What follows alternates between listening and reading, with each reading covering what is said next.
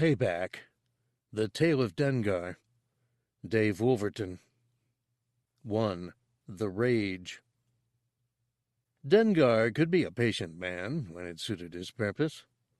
And at this moment, sitting on a high mountain ridge under a rupin tree, which smelled sickly sweet and sighed softly as it breathed in the night air of Aruza, Dengar needed patience.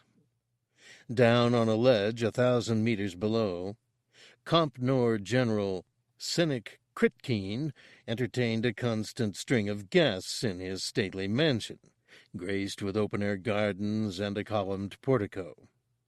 One after another, the blue-white lights of his guests' speeders would sweep up through the mountain pass, and dignitaries would emerge, usually impoverished local lords dressed in white breechcloths and platinum necklaces, with the gold metal of their interface jacks gleaming beneath their ears. The Aruzans were small people, with faintly blue skin as lustrous as pearls, with rounded heads and hair of such a dark blue it was almost black. The Aruzans were also a soft people, unwilling or unable to do violence, and once they entered Critkeen's estate, they'd fall on their knees and begin begging some favor, seeking mercy for their people, and then they would leave with Critkeen's promise to look into the matter, or his solemn-sounding vow to do my best. Little did Critkeen know that tonight, once his guests had left, he would be paid a visit by one final caller. The impoverished citizens of Aruza, as peaceful as they were, had paid Dengar the pittance of 1,000 credits to end Critkeen's tyranny. It was a kilometer to Critkeen's mansion. Even with his boosted auditory system, Dengar could not have overheard Critkeen's conversations. But Dengar had set up spy equipment on a tripod to aid him in his surveillance. A laser beam was trained on the glass above one large rear office window, and by measuring the vibrations of sound waves as they beat against the window, Dengar was able to make a perfect recording of Critkeen's final words. Dengar listened to them on a small speaker that played beneath the tripod. Aruza's 5 moons, each in pale shades of tan, silver, and green, hung low over the mountains on the horizon like ornamental lights, and out over the valleys, on the warm skies of Aruza's summer night, pharaoh birds would dive, letting their bioluminescent chests phosphoresce in brilliant flashes that confused and blinded small flying mammals long enough for the pharaohs to make an easy catch. The flashes of the pharaoh birds looked almost like lighting, Dengar thought, or more like fighter ships as they dove down on their targets, firing their lasers. And because of the birds diving and lighting the air with their chests, Dengar pulled out his heavy blaster pistol, set it to kill. On most worlds, he would have hesitated to assassinate a dignitary with a blaster. But somehow here on Aruza, it seemed right. Kilometers away, people would see gunfire here on the hill, and they would imagine that it was only pharaoh birds feeding. Dengar listened to Critkeen's conversation with a little man named Abano. "Oh, affluent one, oh, moderate one," Abano, one of the poor Aruzan land barons, was saying loudly, desperately. "I implore you. My daughter is fragile. She is much needed and much loved by her mother and by her friends. Yet tomorrow she is scheduled for imperial processing in the hospital at Bukin. You cannot let this terrible thing happen." "But what can I do?" Critkeen asked, and he moved to his desk beside the window. Dengar had his cybernetic eyes set at 64 power magnification, and he could see Critkeen clearly. The man was tall, with a lean build and thick brown hair. He was perhaps a bit stockier than Han Solo, and he had a hatchet nose, but he looked enough like Solo. "I, like you, have others above me that I must serve," Critkeen said reasonably. "I would love to save your daughter from the processors, but even if I could rescue her, who would I send in her place? No, her number was chosen. She must be processed." "But my daughter is a lovely child," Abano pleaded. "She is gentle. She is a jewel among women. It is said that the processors will cut into her brain, remove all kindnesses from her, so that if she survives the hospital at all, she will come out vicious." "True," Critkeen said. "Men like me and you, we cannot understand how the Empire would want vicious servants. But what can we do?" Dengar wondered at Critkeen, wondered why he feigned a lack of power. It must have satisfied his sick sense of humor. Compnor, the Commission for the Preservation of the New Order, had sent Critkeen to Arusa as a planetary chief of redesign, with the mission of implementing precessional orientation experiments that would lead to cultural mass edification that would make Arusa a viable social force within the New Order. Dengar had seen Critkeen's orders to report, though at first he had had some initial difficulty puzzling them out. But one thing Dengar knew: on this planet Critkeen was God. He took orders from no one, and his orders were followed explicitly. And if Critkeen could not edify the planet to the point that it became a viable social force, then the planet was to be, as the hazy orders put it, alleviated of the potential for further evolution. Over the weeks of travel, Dengar had finally made sense of the orders.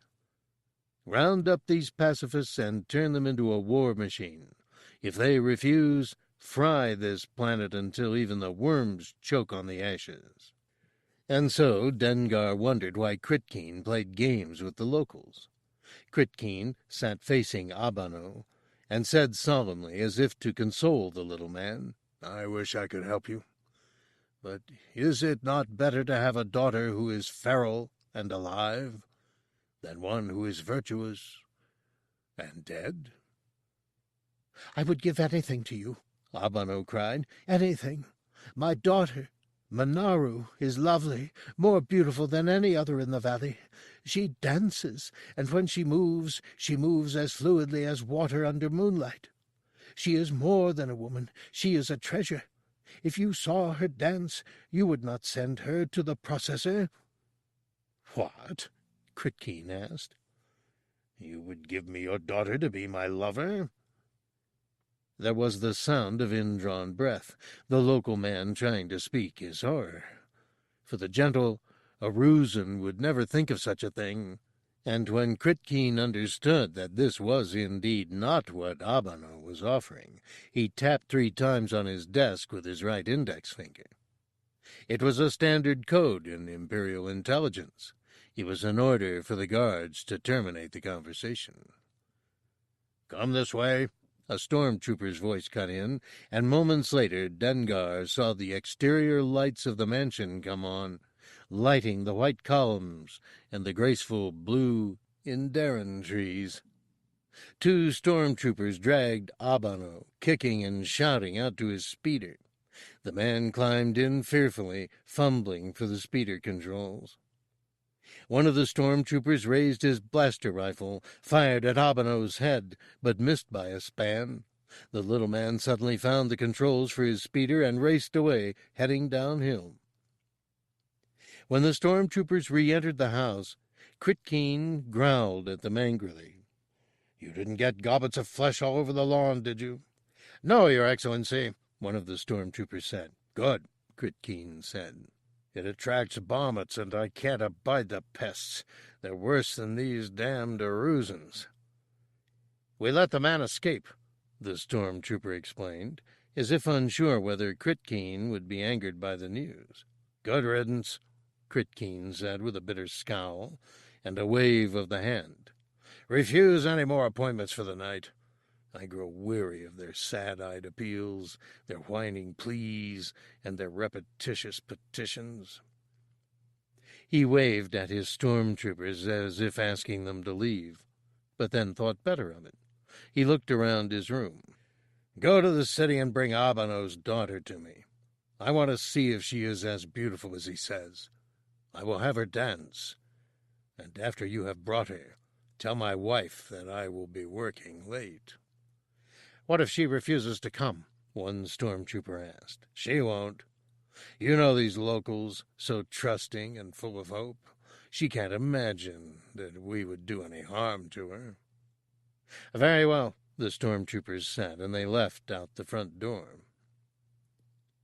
Critkeen hurried after them and stood in the lighted arch of the doorway, his hands behind his back, his charcoal gray uniform looking impeccably clean. He had a firm jaw, a hatchet face. "In the morning you will come back for the woman and take her to the processors. Find out when she will be released, and then give her a week at home so that her family can see how the Empire has retrained their daughter. Then take Abano and his wife into the mountains and dispose of them.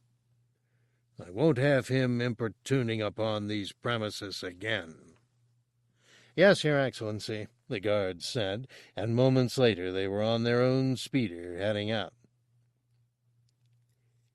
Critkeen walked out over his lawn to stand beside a perfectly oval reflecting pool, gazing out at the colored moons. It was a peaceful night, the sounds of trees sighing, the whistle of insects. It was a peaceful world. According to records, the people of Arusa had not had a murder on their planet in over 100 of their years. They had forgotten how, grown soft.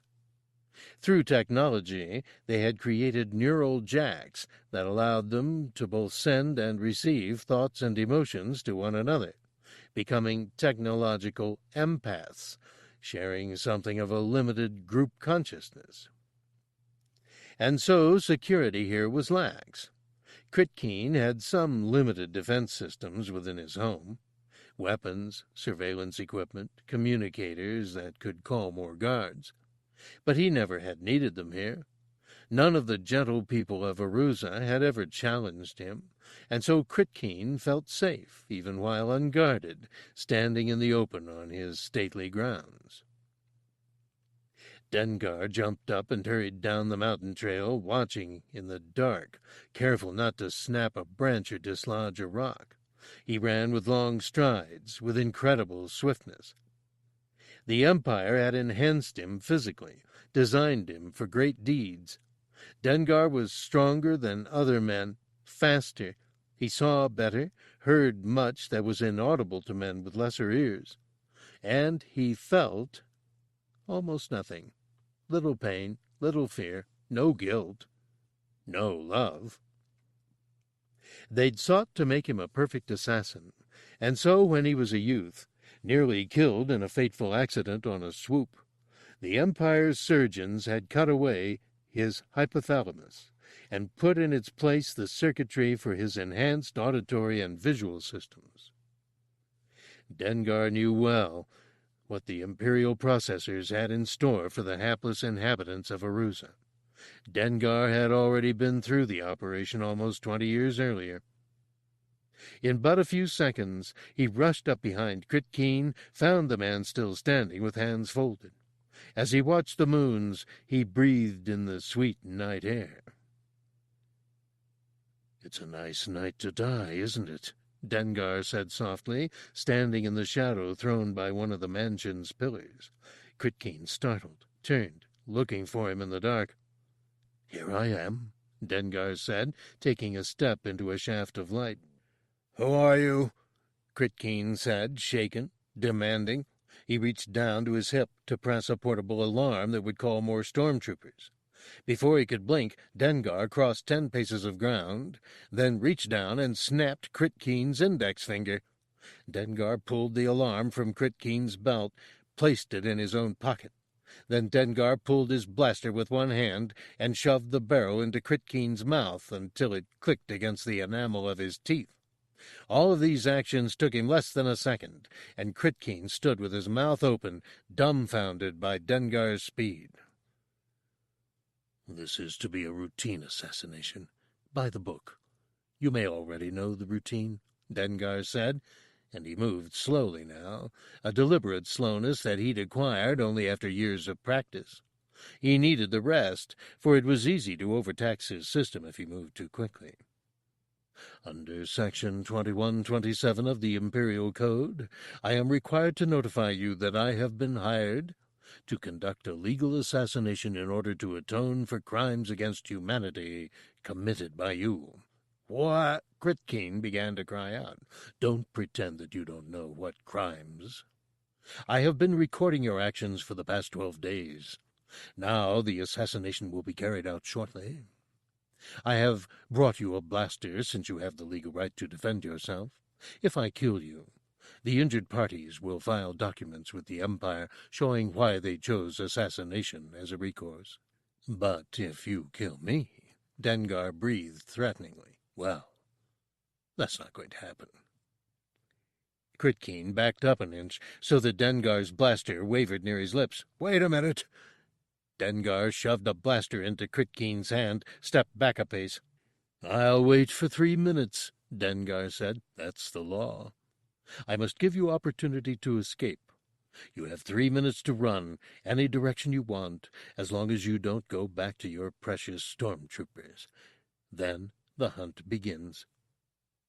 Critkeen stared at Dengar for a moment, then looked down to the gun in his own hand as if afraid to touch it. Dengar knew what he was thinking. He was wondering if he could draw on the assassin, but Critkeen would remember Dengar's speed, and he would opt to run instead. Dengar stepped back 2 paces, lowered his own blaster so that the barrel pointed at his feet, and watched Critkeen curiously for a long moment. Go ahead. Shoot me.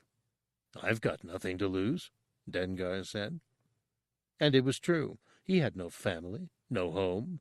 He had no money, no honor. He had no friends, few emotions. Rage was one of them, one of the few feelings the Empire had left Dengar to remind him that he'd once been human. He was what the Empire had made of him, an assassin without any ties, an assassin incapable of loyalty, who today for the first time would be killing one of his own employers. Dengar remembered emotions enough to know that it should have felt good. It should have felt right and sweet, but he felt only emptiness. Critkeen looked into Dengar's dark eyes and asked, Who are you? My birth name was Dengar on Corellia, but in this sector I go by another name. I'm called Payback. Critkeen's hand began shaking, and he stepped back in horror, shuddering at recognizing the name. He dropped the blaster to the ground. I've heard of you. Dengar glanced meaningfully at the weapon. You've lost 20 seconds. At the end of those 3 minutes, I'm going to kill you, whether you're armed or not. Wait, please. Payback. I heard that you're just a little crazy. I heard that you're a little out of control. Dropping assignments. Choosing odd jobs. You hit only those people you want to hit. So why me? Dengar looked at Critkeen in the moonlight. His brown hair was impeccably trim. If he were a little thinner, he'd look more like Han Solo. But in the darkness it was close enough. And this man deserved to die. Dengar was sure of that. His breathing stilled imperceptibly, and Dengar said evenly, Why? Because you are who you are, and I am what you've made me. I have never done anything, Critkeen objected, opening his arms wide. Then he looked out over vast plains of Aruza, where lights from the city shone like gold and blue gems, and his mouth closed. Run, Dengar said. Payback comes for you in 2 minutes. Critkeen shrank back a step. 2, 3. He still watched Dengar, not realizing that once he'd taken that first step, his subconscious had already chosen for him. He'd begun to run. In another few seconds, his conscious mind recognized this. and bent down slowly, scrabbled in the dark for his blaster. Then he turned and fled with his whole might, heading down into the dense forested slopes below the mansion, rushing blindly. Dengar stood, listening, watching down over the valleys with their myriad lights, the diving of pharaoh birds, the winking lights of the setting, the colored moons. He breathed the still air, took in the sounds of insects chirping. He would miss this world. It had been a pleasant place once, but the Imperial redesign teams would turn it into an inferno soon enough. There were cracking sounds as Critkeen broke through some brush, a wailing shriek of alarm from a rupin tree as Critkeen stumbled against it. After 3 minutes, Critkeen shambled into the base of the small valley, then began running back uphill more stealthily, heading back toward his mansion, undoubtedly with the idea of retrieving a heavier weapon or calling stormtroopers. Dengar let the man run. Let him weary himself. It would be dangerous to attack him while he was still fresh. Dengar walked 100 meters to a small but steep ravine. The trail Critkeen was following would lead him here, Dengar decided. Sure enough, in a couple of minutes he heard Critkeen's labored breathing, and Dengar had only to stand behind a bush until Critkeen came flailing up the trail, gasping, sweat pouring from his face. He gaped about, wide eyes shining in the moonlight. He warily panned his weapon across the open space. "Did you have a good run?" Dengar asked. Critkeen swiveled his weapon, fired. Dengar watched the barrel, calculated where the shot would hit, and found that he had to step aside to avoid taking a blast in the chest. The white-hot blaster fire sizzled past him, and Dengar moved back into place so quickly that Critkeen cried out in shock, believing that the blaster bolt had somehow gone through Dengar. Dengar stepped forward, pulled the blaster from Critkeen's hands, and lifted the man off the ground with one hand. Dengar squinted in the darkness, holding his prize, gazing at him.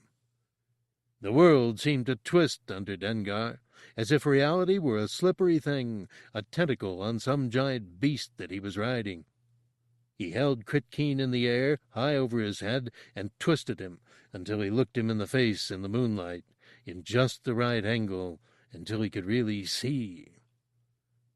"Thought you could run from me, hey, Solo," Dengar said. "Hop on your speeder and leave me choking in your exhaust." "What?" Critkeen cried, trying to wriggle free from Dengar's grasp, but the Empire had boosted Dengar's strength. Any struggle was futile. Dengar shook him till he quit struggling. Then Han's voice came to him, but it was distant, far away. "Hey, friend, it was a fair race, and the better man won. Me." "A fair race," Dengar shouted, recalling their deadly swoop race through the crystal swamps of Agralot. The whole Corellian system had been watching the two teenagers in the deadliest challenge match ever. Their course through the swamps had been perilous, with hot springs creating deadly updrafts, geysers spouting boiling water without notice, the sheer blades of gray crystalline underbrush threatening to slice them like sabers. The crystal swamps were no place to ride swoops, much less race them. Yet they tore through the underbrush, over the scalding water. In places, they had cruelly jockeyed for position, shoving and kicking at one another as if they were both immortals. Dengar had heard the screams of applause from the crowds, and for a few brief minutes he felt invincible, racing beside the great Han Solo, a man who, like himself, had never been beaten. On the last stretch of the race, both men had opted to take low approaches through the brush over the water, hoping to boost their speed. Dengar had hunched down, smoky white crystal blades ripping past him in a blur, the water before him bubbling and steaming, the smell of sulphur rising to his nostrils, hoping that no geysers would spout open before him to boil him alive. He dodged one crystalline blade too late, and it pricked his ear, slicing off the tips so that blood dribbled down his neck. Then Dengar came screaming out of the underbrush and saw that Han Solo was neither in front of him nor to either side, and Dengar's heart soared with elation in the hopes of winning, just as Han Solo's swoop dropped from above, slamming the stabilizer fin into the back of Dengar's head, washing Dengar's face in the flames of Solo's engines. Dengar's own swoop dove nose first into the water, throwing Dengar free. His last memory of the incident was watching himself gliding over the blue steaming waters, head first toward the blades of a crystal tree. "I'm dead," he'd realized too late. The doctors said that his helmet had saved him. It had snapped off most of the crystal blades that otherwise would have skewed him through the brain. As it was, only one blade had made that fateful entrance. The Health Corps workers had pulled him from the brush, punctured with a dozen wounds. They had operated. His wounds were so grievous that only the Empire could have restored him so well, but they judged the risky operations to be a good investment. Dengar had superb reflexes, which could well be put to the service of the Empire. So they closed his brain, removing those parts that he would no longer need. They'd sewn the punctures closed in his torso, inserting new neural nets in the arms and legs. They grew new skin to cover what he'd lost on his face. They gave him new eyes to see with, new ears to hear. All of the news nets proclaimed his recovery miraculous. And after he'd healed, they began training him to become an assassin, using dangerous nemiotic drugs that left him with a flawless memory while being susceptible to hallucinations. Dengar shook the frightened little man over his head, shouted, "You call that fair? You call this fair?" "No," Solo shouted, but Dengar didn't believe that he'd had a change of heart. "No, please." "Shut your mouth," Dengar growled, then carried the man 100 meters to a steeper embankment. He pulled a concussion grenade from the clip at his belt, shoved it in Solo's gaping mouth, and pressed the detonate button. For 10 seconds he held Solo frozen.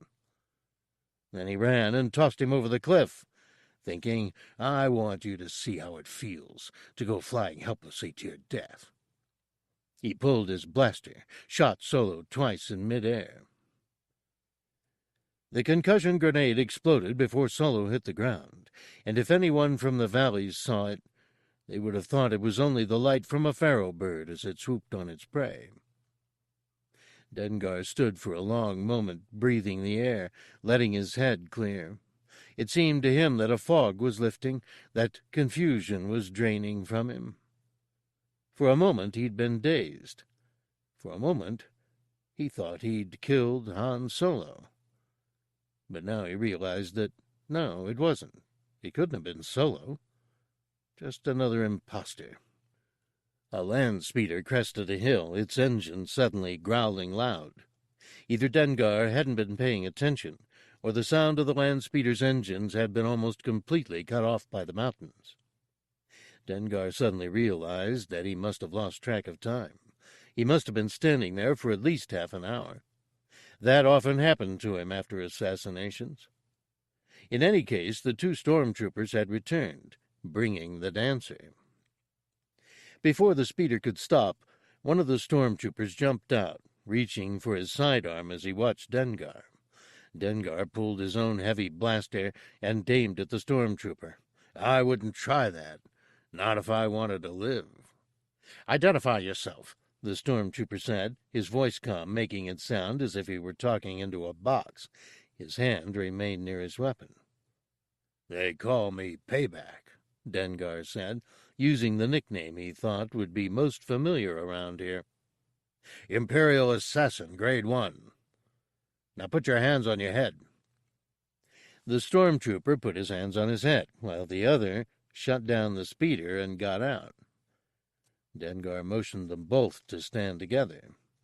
The stormtroopers seemed calm even while surrendering, and Dengar wondered if their faces would look so calm if they were unmasked. The dancing girl, Manaroo, was indeed lovely. In the console lights of the speeder he could see her well. She wore a silky outfit of silver over her light blue skin, and luminous tattoos of moons and stars glowed on her wrists and ankles. Her eyes shone in the darkness. "Who is your target?" one of the stormtroopers asked, obviously thinking that this was an imperially sanctioned hit. Dengar wanted them to keep that impression. "Kritkeen. The hit has already been carried out, so there's nothing you can do to save him." "Kritkeen is a Compnor officer," one of the stormtroopers protested. "The Empire wouldn't sanction such a hit. Where did you get your orders?"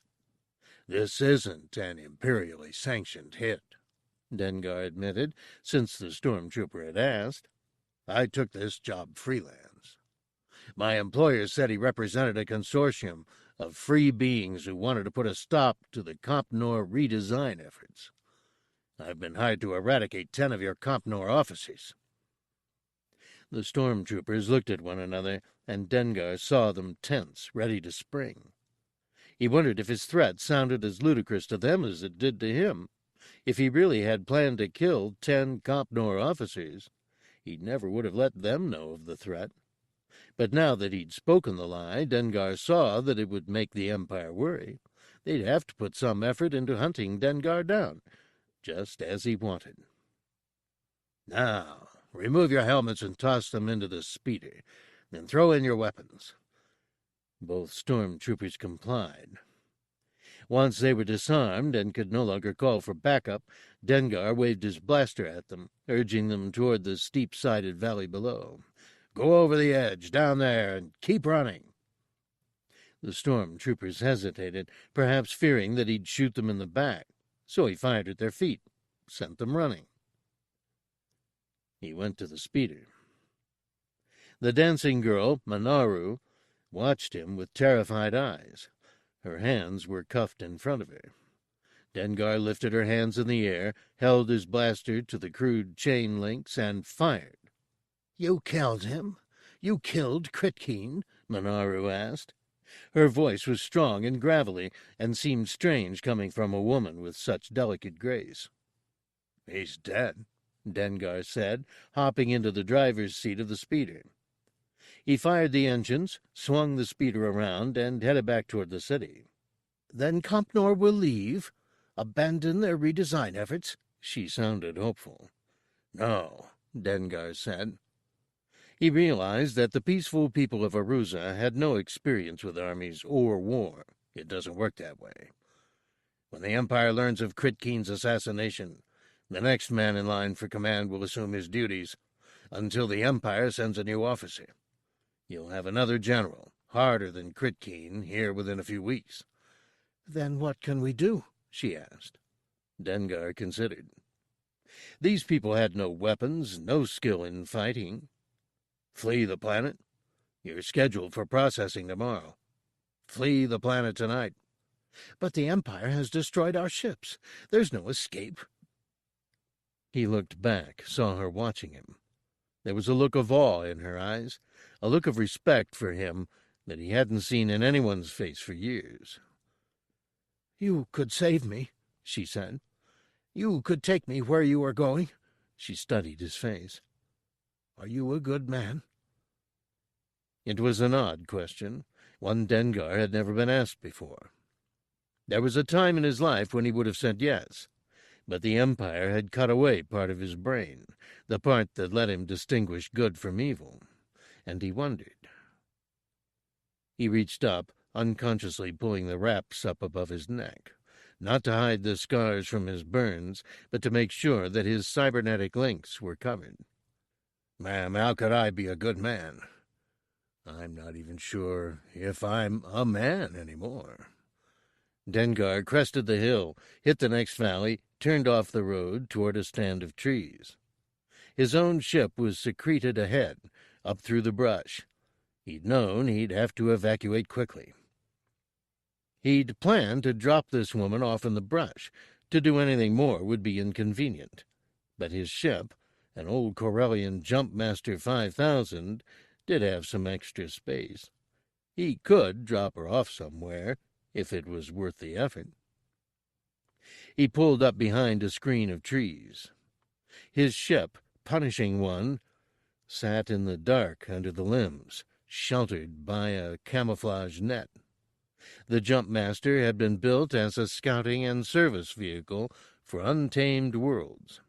It was small, designed for a single pilot, with enough room for a passenger or a bit of freight.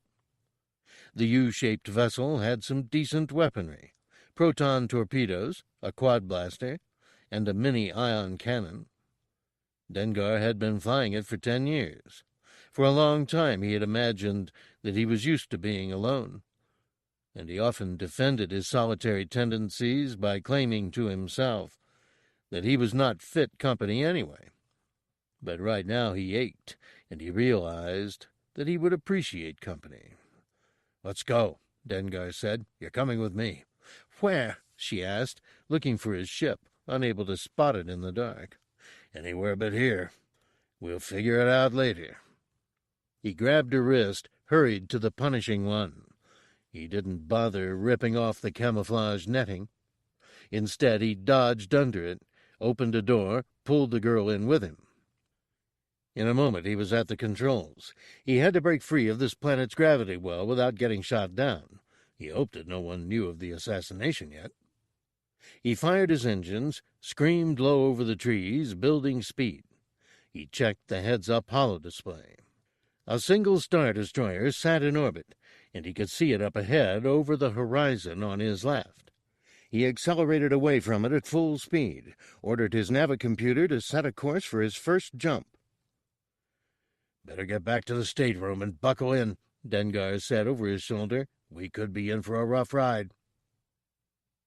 The Star Destroyer sent a squadron of TIE interceptors scrambling after him, and Dengar raised his rear deflectors. But the Punishing One had more speed than outside appearances could account for, and he accelerated into the blue-white depths of hyperspace just as the TIE interceptors broke into firing range. Then they were soaring free. Dengar went to the stateroom, found Manaroo on her knees, slumped halfway into her bunk. She was weeping. Dengar stood watching her, testing himself for feeling, trying to remember why people cried. "There's food and drink if you want them." He waved toward the food unit and beverage dispenser. "Can we call my parents? Tell them where I've gone?" "Yes," Dengar said. He stood for a minute, thinking he should say more. "Dengar," she said, looking up at him curiously. Her face was round, and in the lights he saw that her skin and hair were a paler blue than most Arusan's. Her tattoos still glittered, and she was lightly perfumed. Her body was a dancer's body, lithe and strong. "Why did you kill Kritkeen tonight? If the Empire will keep on destroying our people, then what does this avail? It changes nothing." Dengar could think of a dozen reasons. He did it for the money he'd been paid. He did it because Kritkeen was scum who deserved to die. He did it because the man looked like Han Solo. He chose to tell part of the truth, perhaps because he was so seldom free to do so.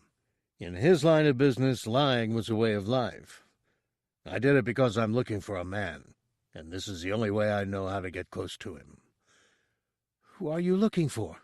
Manaroo asked, her curiosity piqued. "His name is Han Solo. Have you ever heard of him?" There was a small chance that she'd ever heard of Han Solo on this backward world, but Dengar believed in taking chances. Still, he wasn't surprised when she said no. "He's a smuggler with a price on his head. He likes fast ships and heavy blasters. I've been hunting him for over a year. Twice, on Tatooine and then again on Ord Mantell, I caught up with him, just in time to see him fly off in his ship, the Millennium Falcon. I'm really tired of getting fried in his exhaust. Do you think Critkeen knew where he was? No, Dengar said, but me and a lot of other bounty hunters set out on Solo's trail a while back, and we haven't found him anywhere in the galaxy. So you think he's crashed on some unknown world? Or hiding on an interdicted planet like Arusa? I heard a rumor about some hot-shot rebel pilot that blew up the Imperial Death Star. I checked the records. Solo's ship, the Millennium Falcon, was there. He's with the Rebellion, and he's hiding from more than just us bounty hunters. I still don't understand. So you know where he is? No, Dengar said, and he wondered if he had revealed too much. He didn't feel much fear anymore, not since the operations. Still, he was trained to silence, and he found that he'd been speaking perhaps too openly. But he'd already told her half his secrets, and if she revealed the rest, well, he could always kill her. Only the Rebellion knows where he is, and they're protecting him, so I had to find a way to join them. But I doubt they'll take me in too easily. I am an Imperial assassin. But Critkeen has been one of the Rebellion's most vexing foes, and there are plenty more like him that I can take care of. Once the Empire puts a bounty on my head and the Rebellion decides that I'm the Empire's enemy, I suspect they'll offer me asylum. And once I'm in the Rebellion, I'll find Han Solo. You're sowing the seeds of your own destruction, Manaroo said, and her bright black eyes looked frightened. The Empire will hunt you down. Dengar laughed. Well, I've got nothing to lose. Tell you what, why don't you lie down in that bunk, get some sleep? Dengar yawned. He'd become accustomed to Aruza's night cycles, and right now his body said it was past his bedtime. A few days later he left Manaroo on some obscure backwater world, giving her a few hundred credits to buy passage wherever, and thought little more of her for the next few months. Though he flew the skies alone, for once he did not dwell upon his loneliness. He was consumed by his search for Han Solo. He cruised the rim of the galaxy, looking for tough dives where smugglers and assassins did business. But he never caught wind of Solo. Twice he sent messages back to Jabba the Hutt on Tatooine to report his progress. 5 more Compnor redesign officials met brutal ends. 4 assassins tried to kill Dengar, and Dengar messed them up for it. Then things got quiet. No one would risk coming after him anymore. The name Payback was mentioned in hushed whispers when he entered a casino, and often on strange, dirty little worlds he would look down a street to find some mother and child staring at him, their eyes gleaming with respect. Sometimes someone would even call his name, cheering him, and he would look back at them blankly, in wonder. The planet Tula was little more than a collection of mining camps, a dark place, cold, distant from its sun. The locals, a species called whiffids, were large creatures covered with white fur in the winter, which changed to brown in the summer. The huge whiffids, with their gleaming tusks, had only the barest technology. The wilder ones still hunted with stone-bladed spears, while warriors closer to the mines sought out metal war axes, and even vibroblades smuggled in from off-world. The whiffids did most of the work in the mines by hand. They were a tough, independent, barbaric people. Dengar liked them. So it was that Dengar found himself in a card game with a clean woman, a rarity in the mining camp, dressed in a nice jumpsuit. They sat in a whiffid hut, made of leather sewn over the rib cage of some giant beast. The female whiffids were singing around a roaring fire, while the smaller males were roasting snow demons, basting them with some sweet-smelling sauce made from lichen. The oily smoke hung overhead like clouds. Dengar's card partner, a sharp-faced woman with blonde hair and searching eyes, leaned forward during the game and whispered, I don't understand, Payback. You're an imperially trained assassin. So why have you turned against the Empire, knowing that they'll kill you? Dengar sighed, as he had 100 times in the past few months. It's the right thing to do. I have to stand against the Empire even if I do it alone. I think, Dengar said, embellishing his tale for the first time, that I decided I had to quit when they asked me to kill the holy children at Asrat. And they are? Orphans who live in a temple, their lives dedicated to good. They denounced the Emperor and vowed to deny him love and sustenance, as they put it. They were trying to formally withdraw from the Empire, and in the Empire, rebellion, even from children, is not tolerated. So I had to either kill the children or leave the Empire. I chose to leave. And what of Compnor redesign? Why do you fight it? The woman asked. Because they are the most thoroughly evil branch of the Empire. Few men deserve a brutal end at an assassin's hands, but many such deserving individuals can be found in redesign. The woman studied his face. She had been careful all evening, maintaining a friendly demeanor, yet never had she identified herself. But as an Imperial assassin, it is rumored that part of your brain has been removed. You have no emotions, no conscience. How do you measure good and evil? Dengar licked his lips. There were no rumors about his lack of conscience. His surgeries had been performed secretly. This woman could only have heard such reports if she'd read his military files, and those would have been painfully hard to come by. Only an agent of the Rebel Alliance might have such information. Or, of course, the original Imperial surgeons who'd operated on him. Dengar wondered what her gifts might be. He had planted enough seeds so that the Rebel Alliance should have contacted him long ago, but he believed that they might fear deception. They would have brought in a special interrogator, perhaps even someone with empathic or telepathic abilities. I have memories, Dengar said truthfully, knowing that his interrogator would feel the truth behind his words, even if she weren't telepathic. I remember the difference between good and evil, even if I no longer see the difference very well. You must be very frightened, very lonely, she said, fighting the Empire this way. I no longer feel fear, Dengar said. Such capacity has been stripped away from me. He dared not deny his loneliness. What of the rebellion? Have you tried to join? I do not believe they would have me. Dengar laughed hollowly. I've done enough evil. I think that they will see my death as just recompense.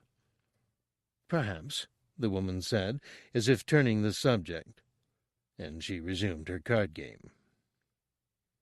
At dawn, when Dengar went to his ship, planning to leave Tula, he found that someone had programmed his navicomputer, charting a course for an unnamed star on the farthest rim of the galaxy. A message written in the dust accumulated on one of his monitors said, "Friends." He fired up the engines and took off, found that the coordinates led him to a small rebel outpost where a motley team of military intelligence officials examined him for 3 days. Apparently he passed their tests and accepted an assignment.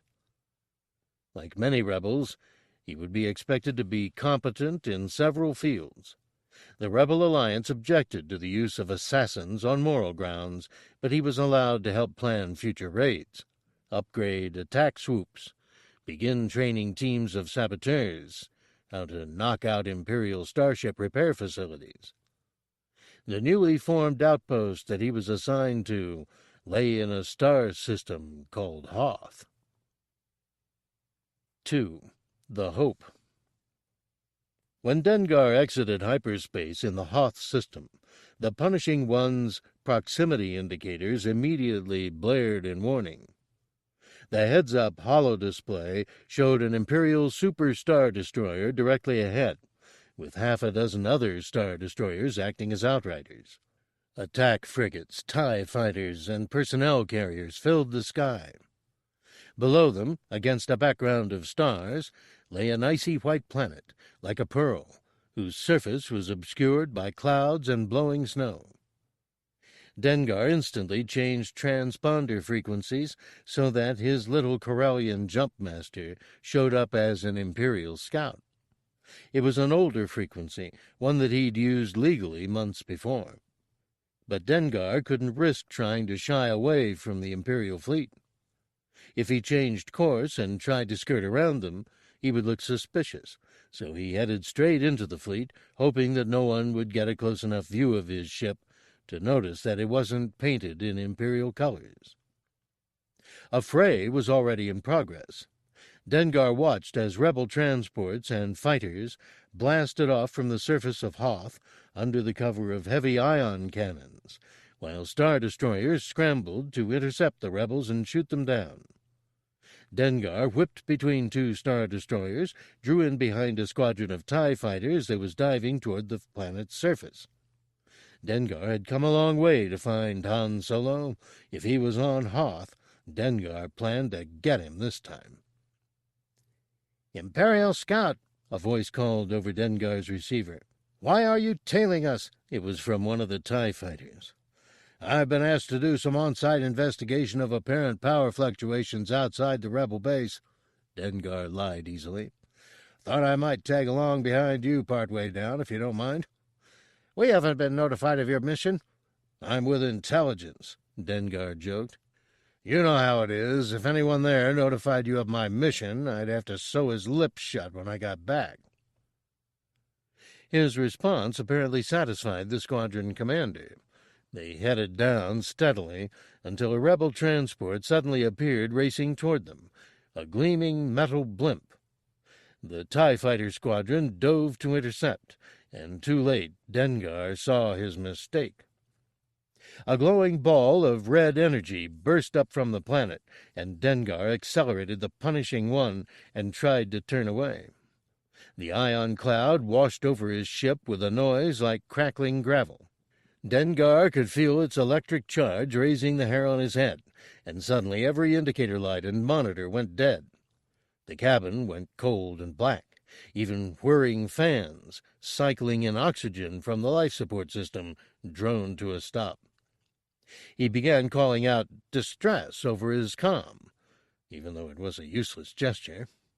With all shields down and his equipment polarized, he was floating dead in space.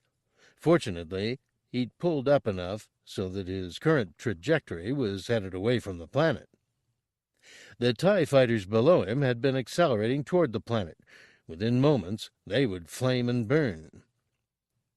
Dengar's ship sped upward, hurtling toward a Star Destroyer, and nearly hit it. He sat, unable to do anything but watch as he whirled past it toward the distant stars. Some alert Imperial officer must have seen his predicament, for he suddenly felt the punishing one lurch and slow as the Star Destroyer grasped his vessel in its tractor beams. Dengar wondered what this would mean. Capture by the Empire. He was a wanted man, and would get the death sentence.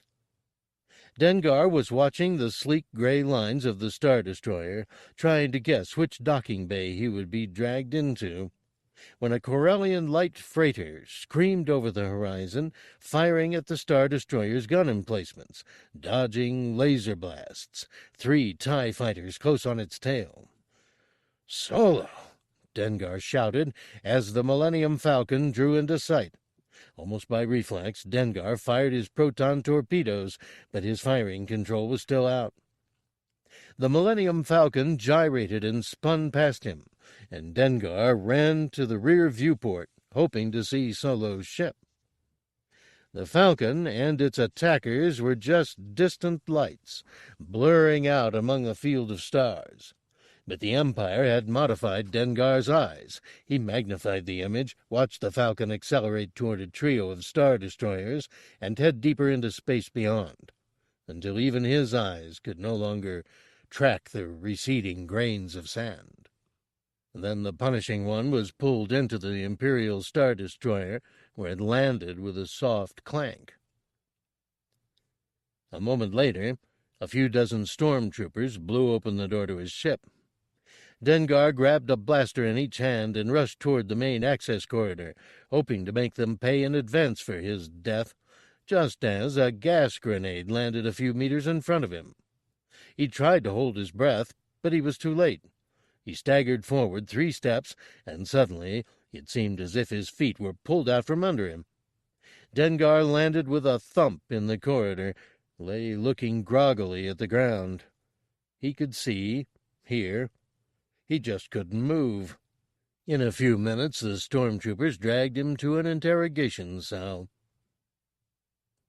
The Empire did not kill him immediately.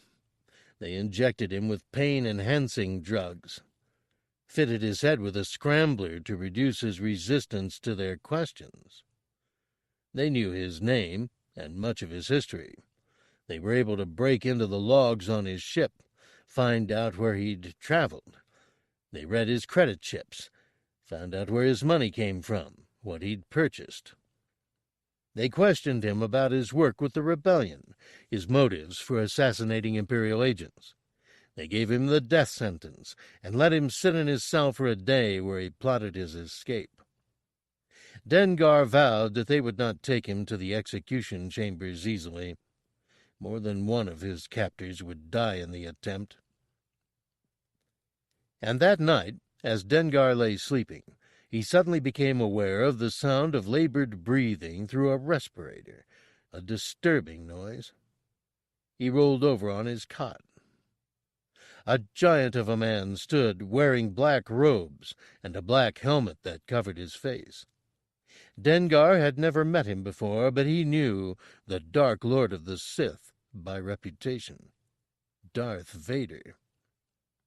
The door to Dengar's cell opened of its own accord, and Darth Vader stood alone in the entrance, breathing raspily. He seemed to be watching Dengar. More precisely, he seemed to be absorbing Dengar.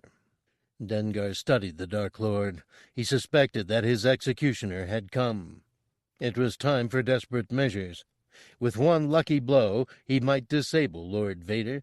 If he was lucky and quiet, he might be able to kill Vader, then run for it. Darth Vader raised a hand, and Dengar felt his throat constricting, tightening down as if it had been clamped. "Don't even think about it," Vader said. Dengar raised his hands in surrender, leaned back to the wall of his cell. The constriction released. "If you're going to kill me, get it over with. I've got nothing to lose," Dengar shouted, "but I won't make it fun for you." "I'm not the Emperor," Vader said ominously. "I don't kill for amusement. Only when it serves my purposes." Dengar smiled. "Well, then we have something in common." "It appears that we have more than one thing in common," Vader said. "We both want Han Solo. Unfortunately," he continued, "I have an Imperial death warrant against you. I cannot revoke that warrant, but I am willing to consider a reprieve." "Under what conditions?" Dengar asked. "I will let you live to hunt for Han Solo. Once you find him, you bring him and his friends back to me, alive. After that, if I am well pleased, I may spare you. But if I am not pleased by your performance, I will give you time to run. Then my hunt begins." Darth Vader threw Dengar a blaster, just as Dengar had given one to Kritkeen. Vader's meaning was clear. If Dengar failed in this hunt, Darth Vader would become the hunter. The monster who had destroyed the Jedi Knights would be on Dengar's tail. Dengar licked his lips, thinking that if Vader hunted him, Dengar would at least show a good accounting of himself. "Solo was here, you know," Dengar said. "You lost him." "We haven't lost him yet," Vader said. At this very moment he has taken refuge in an asteroid field, and our ships are searching for him. You will go into the asteroid field and hunt him, and if you fail me in this—" Vader made a crushing gesture with his fist. "Yes, sir," Dengar said, not sure whether he should use the proper form of military address. "Yes, my lord," Vader corrected. Dengar took a deep breath. "Yes, my lord." Vader strode forward, clapped him on the shoulder, and stared in his face threateningly. "Do not fail me." Vader turned, and the prison door came open. A lieutenant stood just outside the door in his crisp Imperial uniform. Vader left, and as the door closed, Dengar heard him speaking to the lieutenant. "This chance encounter has given me an idea. We will assemble a team of bounty hunters to assist in our operation." "Bounty hunters? We don't need that scum," one of the deck officers grumbled to his companions. Dengar stood on a platform while Darth Vader paced back and forth, inspecting the mercenaries who had gathered, giving them their final orders. The bounty hunters were a motley array, and despite their small number they were also very dangerous. Certainly the IG-88 assassin droid bothered Dengar a great deal, but Lord Vader had also brought on Boba Fett, who not moments before had complained loudly to Vader about the other bounty hunters, loudly enough so that it appeared that Fett's rage came from an underlying paranoia, rather than about any concerns that he had over competition. "I want them alive," Vader was saying of Solo. "No disintegrations." "As you wish," Boba Fett grumbled. There was some scurrying at the communications console as the watch commander called to Vader, "Lord Vader, we have them now." Dengar's heart sank. If Han Solo were captured by the Imperials, then Vader would renege on his offer of leniency. He'd carry out the death warrant. For a few moments, several bounty hunters stood on deck, listening breathlessly to Captain Needa shout orders as his Star Destroyer pursued the Millennium Falcon. Boba Fett spun away at a run, and Dengar listened for 15 seconds before he realized that Boba Fett was scrambling to his own ship, hoping to join the chase. By the time Dengar reached the Punishing One in Launch Bay 12, Boba Fett was checking his own ship, a Kuat Systems Fire Spray class vehicle renowned for its speed and firepower. He was circling as if to see if someone had tampered with it. He stepped close, and a warning alarm blared. Dengar saw that Boba Fett was indeed paranoid, setting alarms on his own ship to make certain that no one approached it. Dengar rushed into his much bulkier and more mundane ship, checked the systems quickly. The Imperials had depolarized the controls, reversing the ionization damage. He blasted off, headed toward the asteroid field. He could hear the Imperial comm chatter. The Star Destroyer had already lost Han Solo and was scrambling fighters to search for him. Solo's last maneuver had been to strafe the Star Destroyer. Then he'd gone off the scopes. Dengar figured Solo must have gone back into the asteroid field. Perhaps Solo had shut down systems for a bit, so that his own ship seemed no more than an asteroid. But as Dengar sped into the asteroid field himself, he saw that even Solo wasn't crazy enough to risk such a maneuver. Rocks the size of his ship hurtled toward him, and these weren't the soft, carbonaceous chondrites that his weapons might punch a hole through. These were nickel-iron rocks that could smash him to pieces. Dengar was forced to keep his concussion shields at maximum power, dodging those asteroids that he could, blasting those that he couldn't. Some of the asteroids were the size of a small moon. All of the metal in the sky fouled communications, jammed sensors. Dengar began dropping sensor beacons onto the larger rocks, hoping that they'd be able to relay any sign of movement. Fortunately, he had hundreds of such beacons on board. He let his sensors sweep across the frequencies, listening to the Imperials' chatter as they prepared to depart the Hoth system. Sweat was running down Dengar's face, and after only a couple of hours in the asteroid belt, his nerves were frayed. The Imperial fleet jumped to hyperspace, and Dengar kept up his work.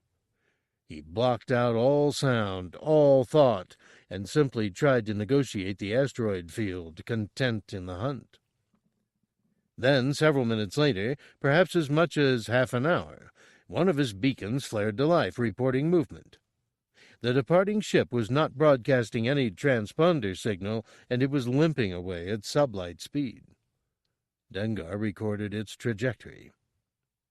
He was well out of Solo's sensor range, and he wanted to stay that way, but he immediately began edging out of the asteroid field. When he neared the edge of the field, his remote sensors suddenly picked up something else, something strange. A large meteor, or perhaps an ion storm, seemed to be trailing Solo's ship, just out of the Falcon's sensor range. Instinctively, Dengar knew that it was another ship. A tight beam transmission suddenly hit him, and an image of Boba Fett appeared on Dengar's monitors. Boba Fett's face was hidden beneath his battered armor. "Sorry to do this, friend, but Solo is my trophy," Boba Fett said. Then there was the squeal of a binary code transmission. Immediately Dengar suspected that it was an arming code, but the bomb on his ship exploded before he could do anything. A muffled thud sounded from the engine room, followed by a flash. Dengar ducked as flames billowed over the ceiling. Then the automatic fire extinguishers belched to life. Dengar jumped from the command console, ran to the rear of his ship, and grabbed a manual extinguisher. He opened the door to the engine bay and found that his sublight engines lay in a charred heap of slag. The bomb had been expertly configured and carefully set to do some major damage, but only to neutralize the ship, not destroy it. Still, it would take him days to remove the fused parts, dump them, and put in replacements, if he had the necessary parts in stock. By then, Han Solo would be forever gone. Dengar hung his head, and his mind was just numb. He didn't know where to begin. After some consideration, he went to his command console, checked the trajectory of Han Solo's ship. He'd left a particle vapor trail that could be followed for several hours, or days if he was lucky. He looked out into the blackness of space, where Boba Fett was chasing Han Solo. "Go ahead and blow me up," Dengar muttered. "But someday you'll find out why they call me Payback." Dengar got up from his console and set to work. Some time later, Dengar's ship glided between the delicate Tibana gas clouds of Bespin, past smooth mountains the colors of rose and peach, toward the setting sun. Cloud City lay straight ahead, its rust-colored towers shining dully.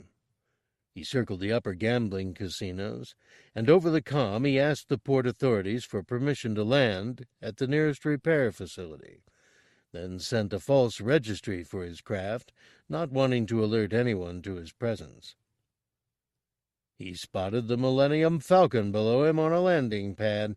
His heart began racing. The port authorities directed him to the proper landing field, and he touched ground, then slipped quietly into Cloud City. Once inside its corridors, the dockmaster approached his ship. "I've got problems with my sublight drive and with my communication system. I'll give you 100 extra credits if the job is finished in 2 hours." "Yes, sir," the dockmaster said, signaling his work crew to move the ship into an empty berth. Dengar stepped into the gleaming corridors of Cloud City, made his way to the upper gambling chambers, where most of the city's real business was conducted. If Han Solo was still here, Dengar imagined that he would find it hard to ignore the luxurious dining halls and exalted atmosphere of the casinos. The main casino was an enormous affair with thousands of guests from hundreds of worlds. Imperial officials, smugglers, wealthy business persons, Hollywood celebrities, all of them were gathered here to pursue their mutual passions. A band played in the main hall, giant orange-skinned Turans with bass nose flutes, electric harps, and soft percussion drums were playing an insistent, exhilarating tune that somehow stirred Dengar deeply. A troupe of dancers was on stage, swirling madly, small men and women of yellow skin, wearing golden strips of cloth on their arms and legs. At their center was a beautiful young woman with blue skin and dark blue hair. He recognized her, the Arusan dancer, Manaroo. She whirled across the floor, gazing intently into the eyes of her audience, peoples of many species who sat at their dining and gambling tables. In her hands she had colored stones that glowed brightly like the moons of Arusa, and she juggled and threw them in intricate patterns that drew the eye. There was nothing frantic in her dance. Instead, it was peaceful, mesmerizing, like the flow of waves across some empty beach, or like the movement of birds across the sky. For a moment she seemed to not be like a woman at all, but more like a force of nature, irresistible, self-contained, like a sun that holds the worlds around it in sway. Everyone focused on her, and Dengar found himself fumbling to a table where he ordered dinner and a pleasant wine. The band struck up a new tune, and a repulsor lift field was generated before them. Inside the field, glass gems were shooting up through a pump, so that the gems swirled in the air under the lights like some magic fountain of violet, green, and gold.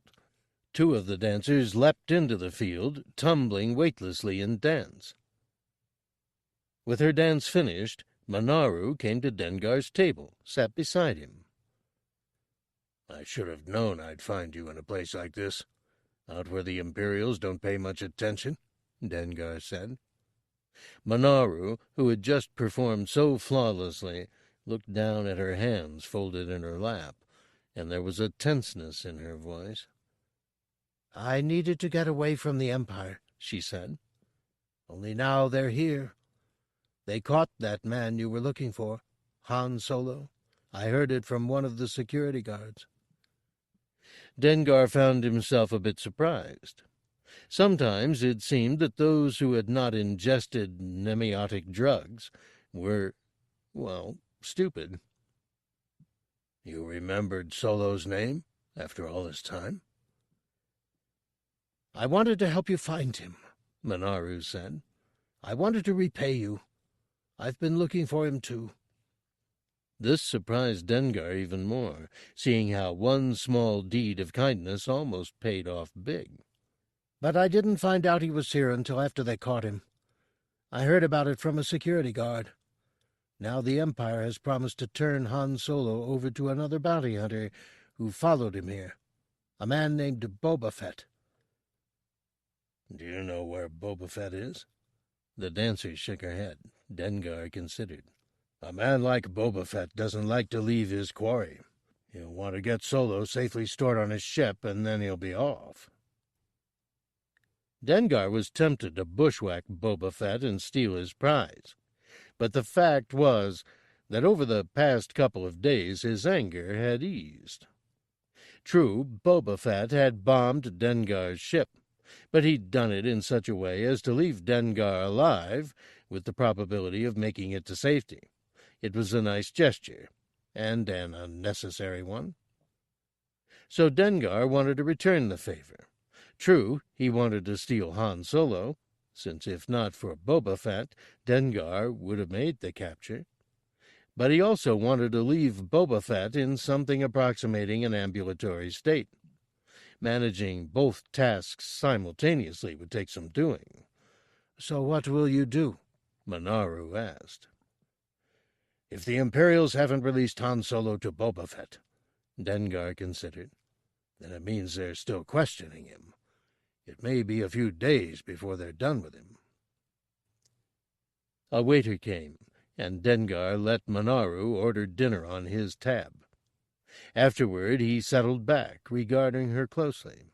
She seemed nervous still, apologetic, as if she'd failed him, when in reality she'd surprised him with her persistence. To top it off, ferreting sensitive information from a security guard might not have been easy for her. He suddenly wondered about the possibility of recruiting her as a partner. "Did you enjoy my dance?" she said. "You were very good.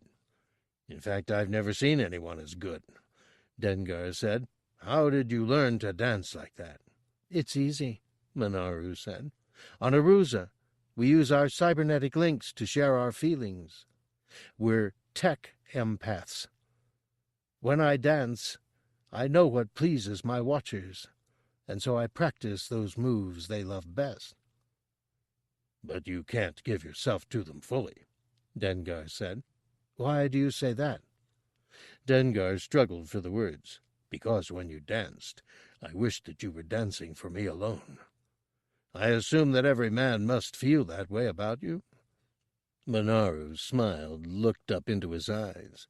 Her own eyes were so rich, so black, that he could see the glow globes that hovered near the ceiling reflecting in them. "You're right.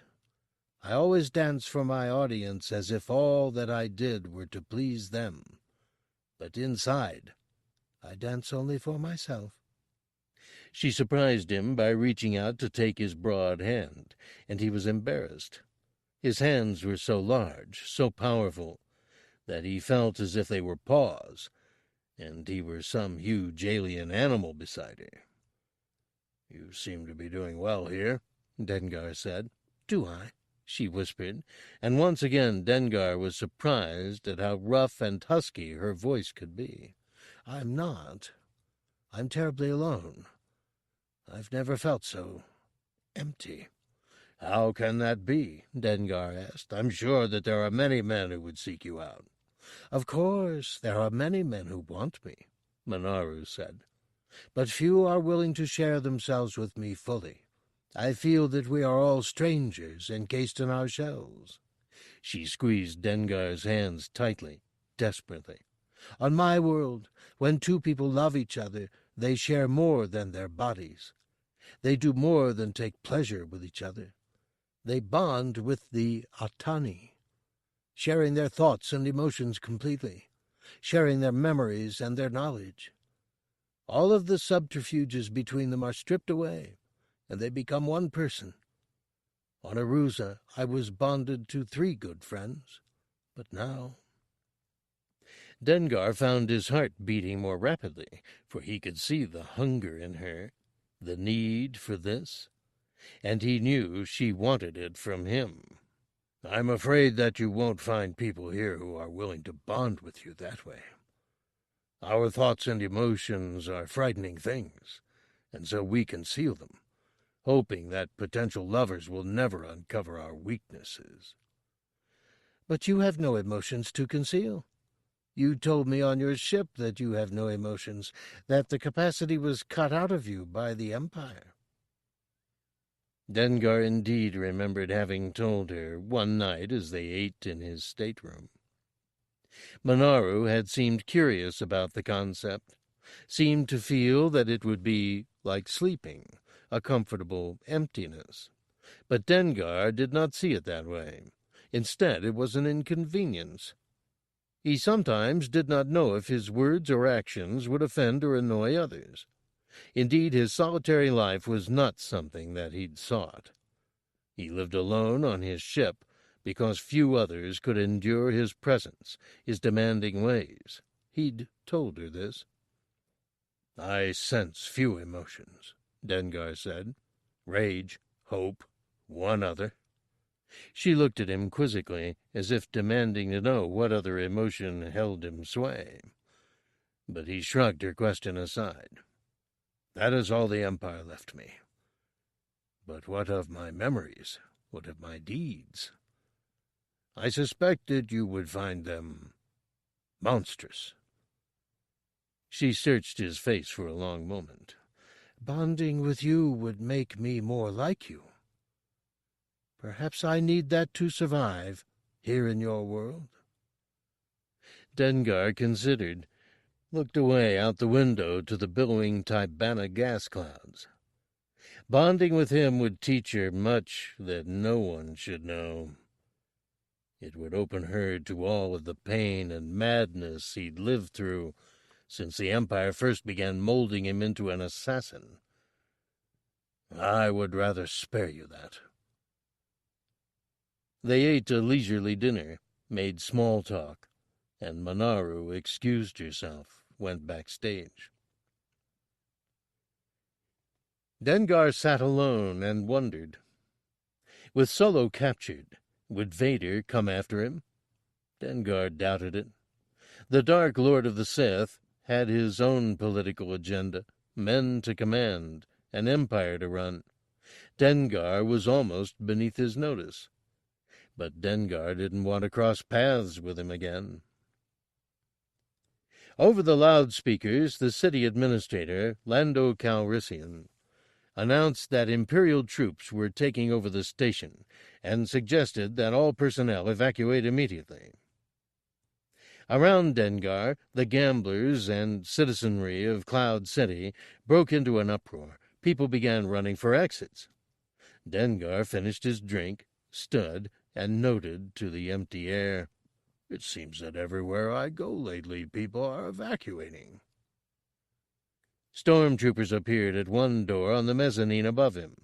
Someone, perhaps an undercover security guard, or a patron of the casino, pulled a heavy blaster, and a firefight erupted. Dengar glanced out the window. Boba Fett's ship was arcing off through the clouds, and Dengar knew intuitively that the bounty hunter would not have left without his prey. He cursed under his breath, watching the tail fire of Boba Fett's ship. It seemed that was all he ever saw of Han Solo. The firefight at the far end of the room was becoming rather heated, and smoke now filled the air. Dengar sighed, looked at his chronometer. The port authorities may have had time to fix his ship, but he doubted it. The new engines were probably laid in, but he doubted that all of the electronic connections were made. He got up, stretched, decided to go search for Manaroo. He rushed through a curtain of shimmering lights, found himself in a corridor that led to a larger room. In it, 2 stormtroopers stood guard over half a dozen performers who sat on the floor, hands clasped over their heads. Manaroo was with them. Dengar called to the stormtroopers. "Excuse me, gentlemen, but the dancer is coming with me." The stormtroopers swiveled their heavy blasters toward Dengar, and one shouted, "Put your hands on your head." Dengar watched them for half a second, then took one step to his left, pulled his blaster, and killed both men. "Make me," he said as they dropped to the ground.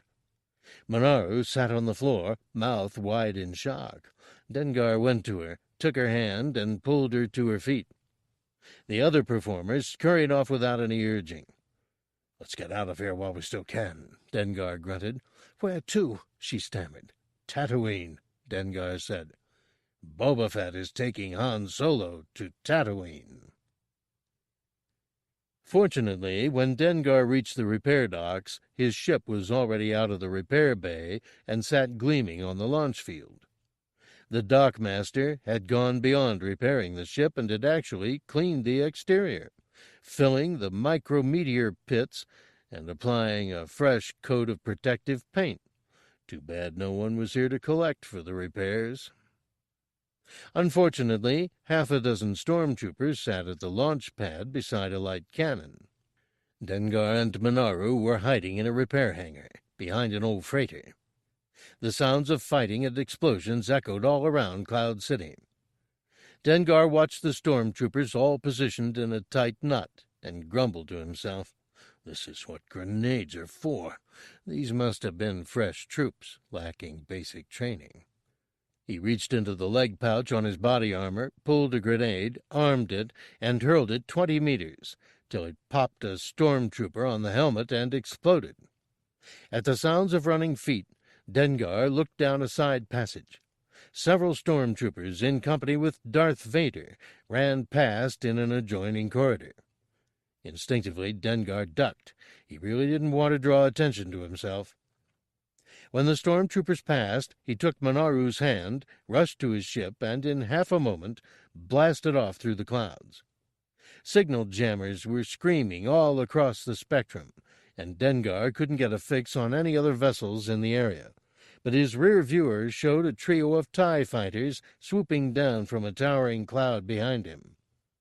Dengar dove into the cover of a nearby cloud, spiraled down, turning back the way he had come, then opened his engines, blasting up on a new trajectory, firing all guns, just in case one of those Imperial fighters crossed his plane. Within seconds they were out of the Tibana gas clouds, heading for the stars, and when the navicomputer laid in his course, he blurred into hyperspace. Dengar lay back in his chair. It was true that he could not feel many emotions, could not register them with his mind, but his body registered them sometimes. His hands were shaking now, and his brow was covered in sweat. His throat was dry. Yet when he felt inside himself, he could not detect any sense of panic. But Manaroo stood behind his pilot's seat, hands clutching the back of his chair, her mouth frozen open in terror. "We're all right now," Dengar said, hoping to comfort her. Why are you still following Han Solo?" she asked. "He's already been captured." Dengar hesitated, trying to find the right words to answer. He had no hopes of catching up with Boba Fett. The bounty hunter's ship was too fast, and he'd likely land right at Jabba's palace, so there would be no opportunity to bushwhack Boba Fett in any case. No, he needed something else. "I want to catch up to him for once," he said. "I want to touch him just once. Besides, Solo has friends in high places in the rebellion," Dengar said, trying to voice a nagging suspicion. "I figure they'll come to break him out, if Jabba the Hutt doesn't kill him first. And when they do, I want to be there to catch him all over again." Dengar had made up that excuse impromptu, but it had a ring of truth to it. Somehow he found that Han Solo was achieving mythical proportions.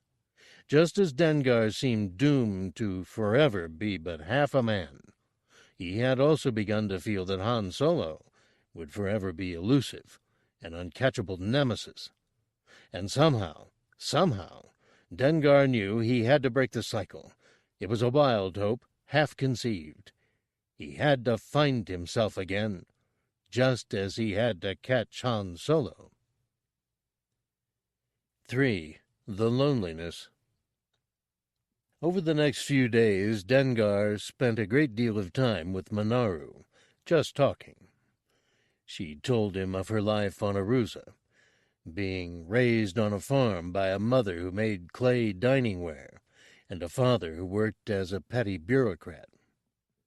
On their farm, Manaroo had learned early how to coax flowers from the near-sentient dola trees, and the thick juice that these flowers exuded made a potent antibiotic syrup, often prescribed by Arusa's physicians. At the age of 3, Manaroo had begun dancing, and by 9 she was winning interstellar competitions. Dengar had imagined her to be some local girl, little traveled, with no real living experience. But she told him tales of rafting through dark storms upon the water world of Bengat, of living through a pirate raid on a starliner, and sometimes she talked about the experiences of her friends, those with whom she'd shared the Atani, as if such experiences were her own. The list of people that she considered to be friends and family was enormous, and the pain she'd suffered in sharing those lives was equally enormous, for each of her friends had also shared their memories with others through the Atani, so that all of them were but motes in some vast net.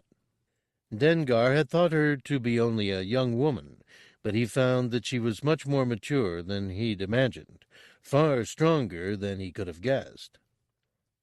For his part, Dengar told her of his life on Corellia, where he'd begun repairing swoops with his father as a child, and had begun racing in his early teens. He did not tell her how he'd lived in Han's shadow in those years, did not explain how it was during a race with Han Solo that he'd been wounded. Instead, he told only of the surgeries the Empire had performed, how between threats of death and promises that they would someday restore his ability to feel, they had bullied him into becoming an assassin. Yet Dengar had always chosen his victims, harvesting only those he felt deserved to die. Inevitably, Manaroo voiced the question. "And why is it that Han Solo deserves to die?" Dengar was forced to admit, "I'm not sure he does, but he almost killed me once. I want to catch him, force him to tell me why he did it. Then I'll decide whether to let him live." The next evening they were almost to Tatooine, and Dengar went to the pilot's console to check his systems. Manaroo came up behind him. She said, and she began massaging his neck muscles. "You're tight." He eased back, enjoying the sensation. "You know, this is twice you've saved my life. I owe you something. Close your eyes." Her hand slipped under the twisted bandages that covered his neck, touched his cybernetic interface jack. He felt her connect something to his jack, and he sat upright. "What's that?" he said, turning around. She held up a small golden ring, threaded so that it could fit into an interface socket. "It's part of an Atani," she said, "so that you can receive me, feel what I feel. I won't be able to read your thoughts or emotions or access your memories." He let her put the ring into his jack, twirl it till it fit in tight. Suddenly he could hear through her ears, see through her eyes. He felt the intensity of her emotions. Manaroo was afraid, and her fear knotted her belly. She watched him with calculation. "Close your eyes, so that you don't see overlapping images," she said, but Dengar didn't respond immediately. Her fear washed through him, a cold fire, and to him it seemed the most intense emotion he'd ever felt. At first he imagined it was like water to a man who has thirsted for days, to feel this again. But something in him knew that people seldom felt fear quite as intense as this. He wondered why she was afraid. Manaroo was watching him, and she put one hand on each shoulder, kissed him, and he could feel her dry mouth, taste her hope and desire, and part of him was surprised at the intensity of her desire. Then he understood why she feared him. She was afraid he would reject her, turn her away. He could also feel her loneliness, an aching void within her. Each sensation from her came as if it were new, as if no one had ever discovered it before. She felt comforted by his presence, protected, which helped explain some of her strong feelings for him. Dengar tried to search her mind, see just how deep her feelings for him went. But the Atani she'd fitted to his implant could only receive the emotions she sent. It didn't allow him to probe her thoughts or memories. She kissed him tenderly on the forehead and held him for a long time, and briefly she remembered her mother on Arusa, kissing her as a child. And there was such a pang of guilt and regret at having left her parents to die on Arusa, a pang so violent that Dengar gasped. And then Manaroo cried out, sorry to have caused him such pain, and she fumbled to remove the Atani from his cranial jack. Dengar sat panting, breathing heavily. sweat pouring down his brow. He'd not felt good, clean guilt in many years. He'd slaughtered decent people for the Empire just as easily as he'd abandoned Manaroo's parents and friends without a thought. Now he lay back, panting and smiling, at having felt remorse for the first time in decades. "I'm sorry," Manaroo gasped, fumbling to put the Atani in a pocket. "I know." Dengar flashed her a small grin, and the words caught in his throat. He started to stand up, but found that these strong emotions had left him weak in the legs and left tears in his eyes. There was a time in his life when he'd have felt embarrassed to show such emotions. Now he just sat back for a long time, relishing them. When he could speak at all again, he said, "We'll have to go back to Arusa. Get your parents off planet, along with as many of your people as we can."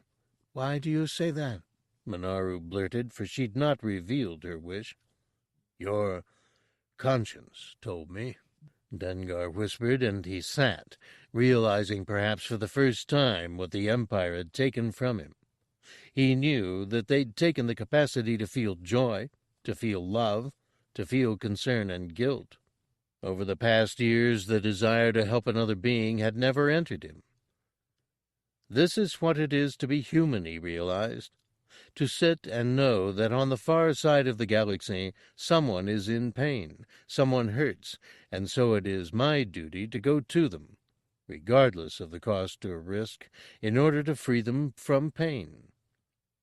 It was a way of knowing that Dengar had too long found inaccessible, so much so that he'd forgotten that it existed. Over the past months, as he'd hunted for Han Solo, Dengar had often puzzled over the trail. His nemesis would sometimes turn from an obvious route, such as an easy escape from the Empire, to rush headlong into battle. Such puzzling actions made it almost impossible for Dengar to calculate Solo's next move, for one never knew whether Solo would charge a battalion or strafe a Star Destroyer. It was rumored that on one occasion Han Solo had had the audacity to call the Emperor, accusing him of dire crimes and challenging him to a boxing match. Dengar had doubted the rumor at the time, for it seemed so illogical, but now he reconsidered. Finally, Dengar saw why his race to capture Solo had been so fruitless. Han Solo had a conscience, and like a navicomputer, it guided him on a certain course, a course that Dengar could not have hoped to understand until now. "You and your Atani could come in very handy," Dengar said, and he explained what he had just learned. "With you, perhaps I'd have had a chance at catching Han Solo." "And what would you do with him, then?" Manaroo whispered. Dengar considered. With a conscience, perhaps his work would also be hampered. Certainly, in his early years, he'd have spared some of the targets the Empire had him destroy. "I can't be sure," Dengar said. "When next you meet him," Manaroo said, slipping the Atani into his palm, "let's find out." Dengar began punching in new instructions on his navicomputer. "First, we must go to Arusa and get your parents." Dengar finally returned to Tatooine. In the meantime, with the aid of Manaroo, he posed as an Imperial intelligence officer who was arranging to remove a large number of Arusan diplomats to a more secure facility. With the help of the Rebel Alliance, he managed to steal a huge Imperial prison barge, large enough to remove 100,000 people from the planet, and he'd manned the ship with the appropriate corrections officers, torturers, and other staff. It took little effort for the Rebel Alliance to send false orders for the new Comp Nor base commander to begin extracting prisoners and shuttling them up to the barge. The Imperial officers were well trained and brought up prisoners as fast as they were called for. Only once did anyone question Dengar, who had remained aloof from the dirty work and had stayed aboard his barge during the whole mission, personally managing the incarceration. When the new Compnor base commander called on Halavid just before Dengar's departure, asking Dengar where the prisoners were being taken, Dengar just fixed the man with an icy glare and said, "You don't really want to know, do you?"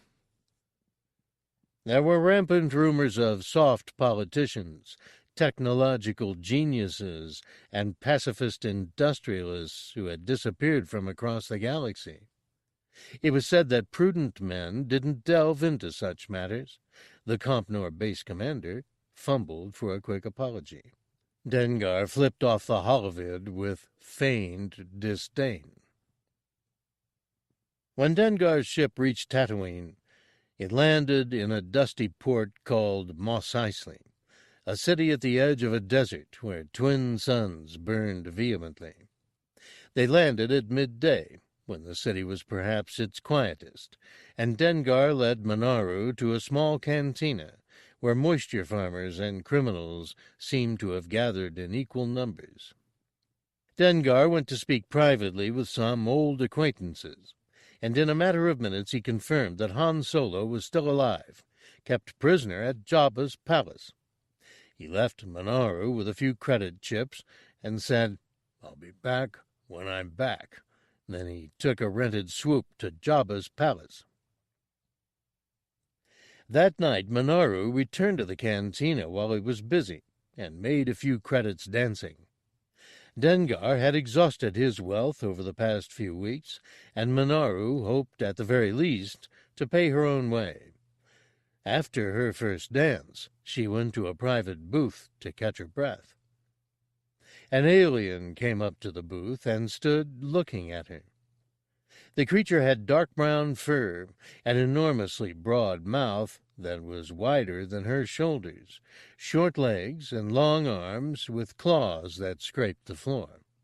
The short horns on its head nearly scraped the ceiling. It stood looking at her for a moment from deep red eyes, then growled, "Your dance. Good. Strong. Jabba will like. If he likes dance, you live. Come." He grabbed her arm, and Manaroo looked at the creature uncomprehendingly.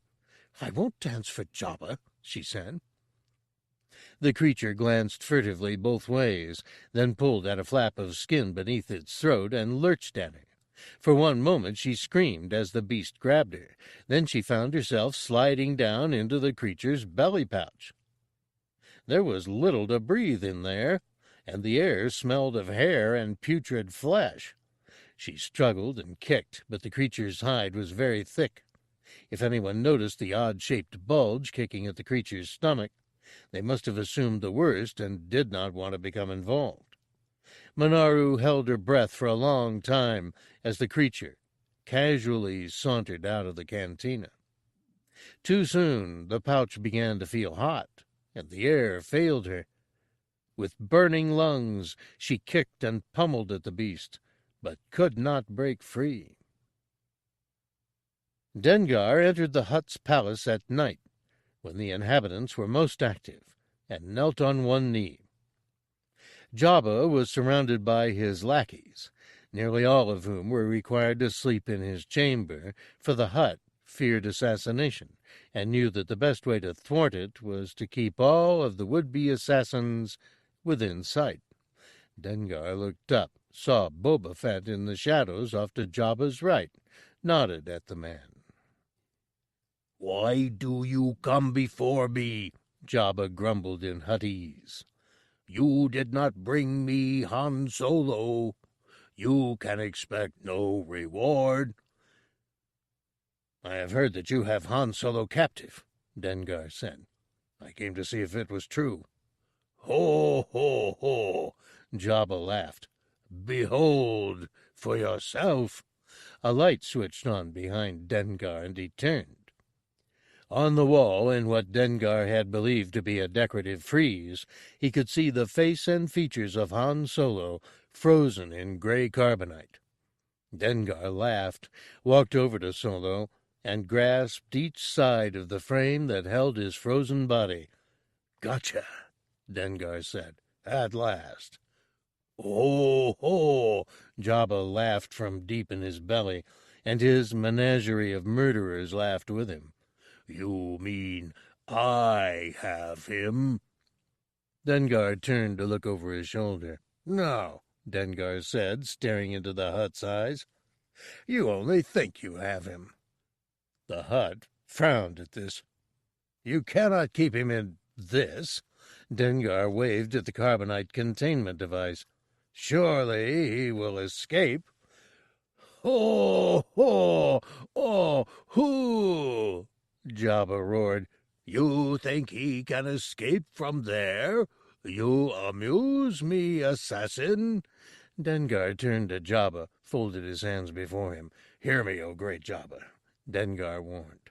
"I do indeed believe he will escape from you, and when he does, you will be the laughing stock of the underworld. But I can spare you from this fate, for I propose to remain here to catch him once again, and when I do, I expect you to pay me twice what you have paid Boba Fett." "Do you intend to free him yourself?" Jabba roared, so that part of his retinue fell back, fearing his wrath. "He will never be freed by my hand," Dengar whispered. "Do you suspect a plot?" Jabba asked, eyeing the cutthroats and hoodlums in his employment. "His friends in the rebellion will seek to free him," Dengar answered earnestly. "The rebellion?" Jabba laughed. "I do not fear them. So it is agreed. You may stay and join my retainers. And if the rebellion frees him and you manage to bring him back, I will pay you twice what I paid Boba Fett." Boba Fett stepped forward, brandishing his blaster rifle menacingly, and Jabba silenced him with a glare. He spoke with a low voice.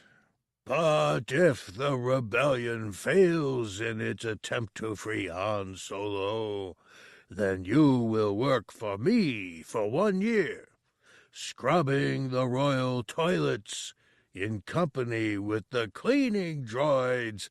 The Hutt broke into laughter. Dengar returned to Mos Eisley at sunrise, planning to move his ship to Jabba's palace, where it would be handy in case of a rebel attack.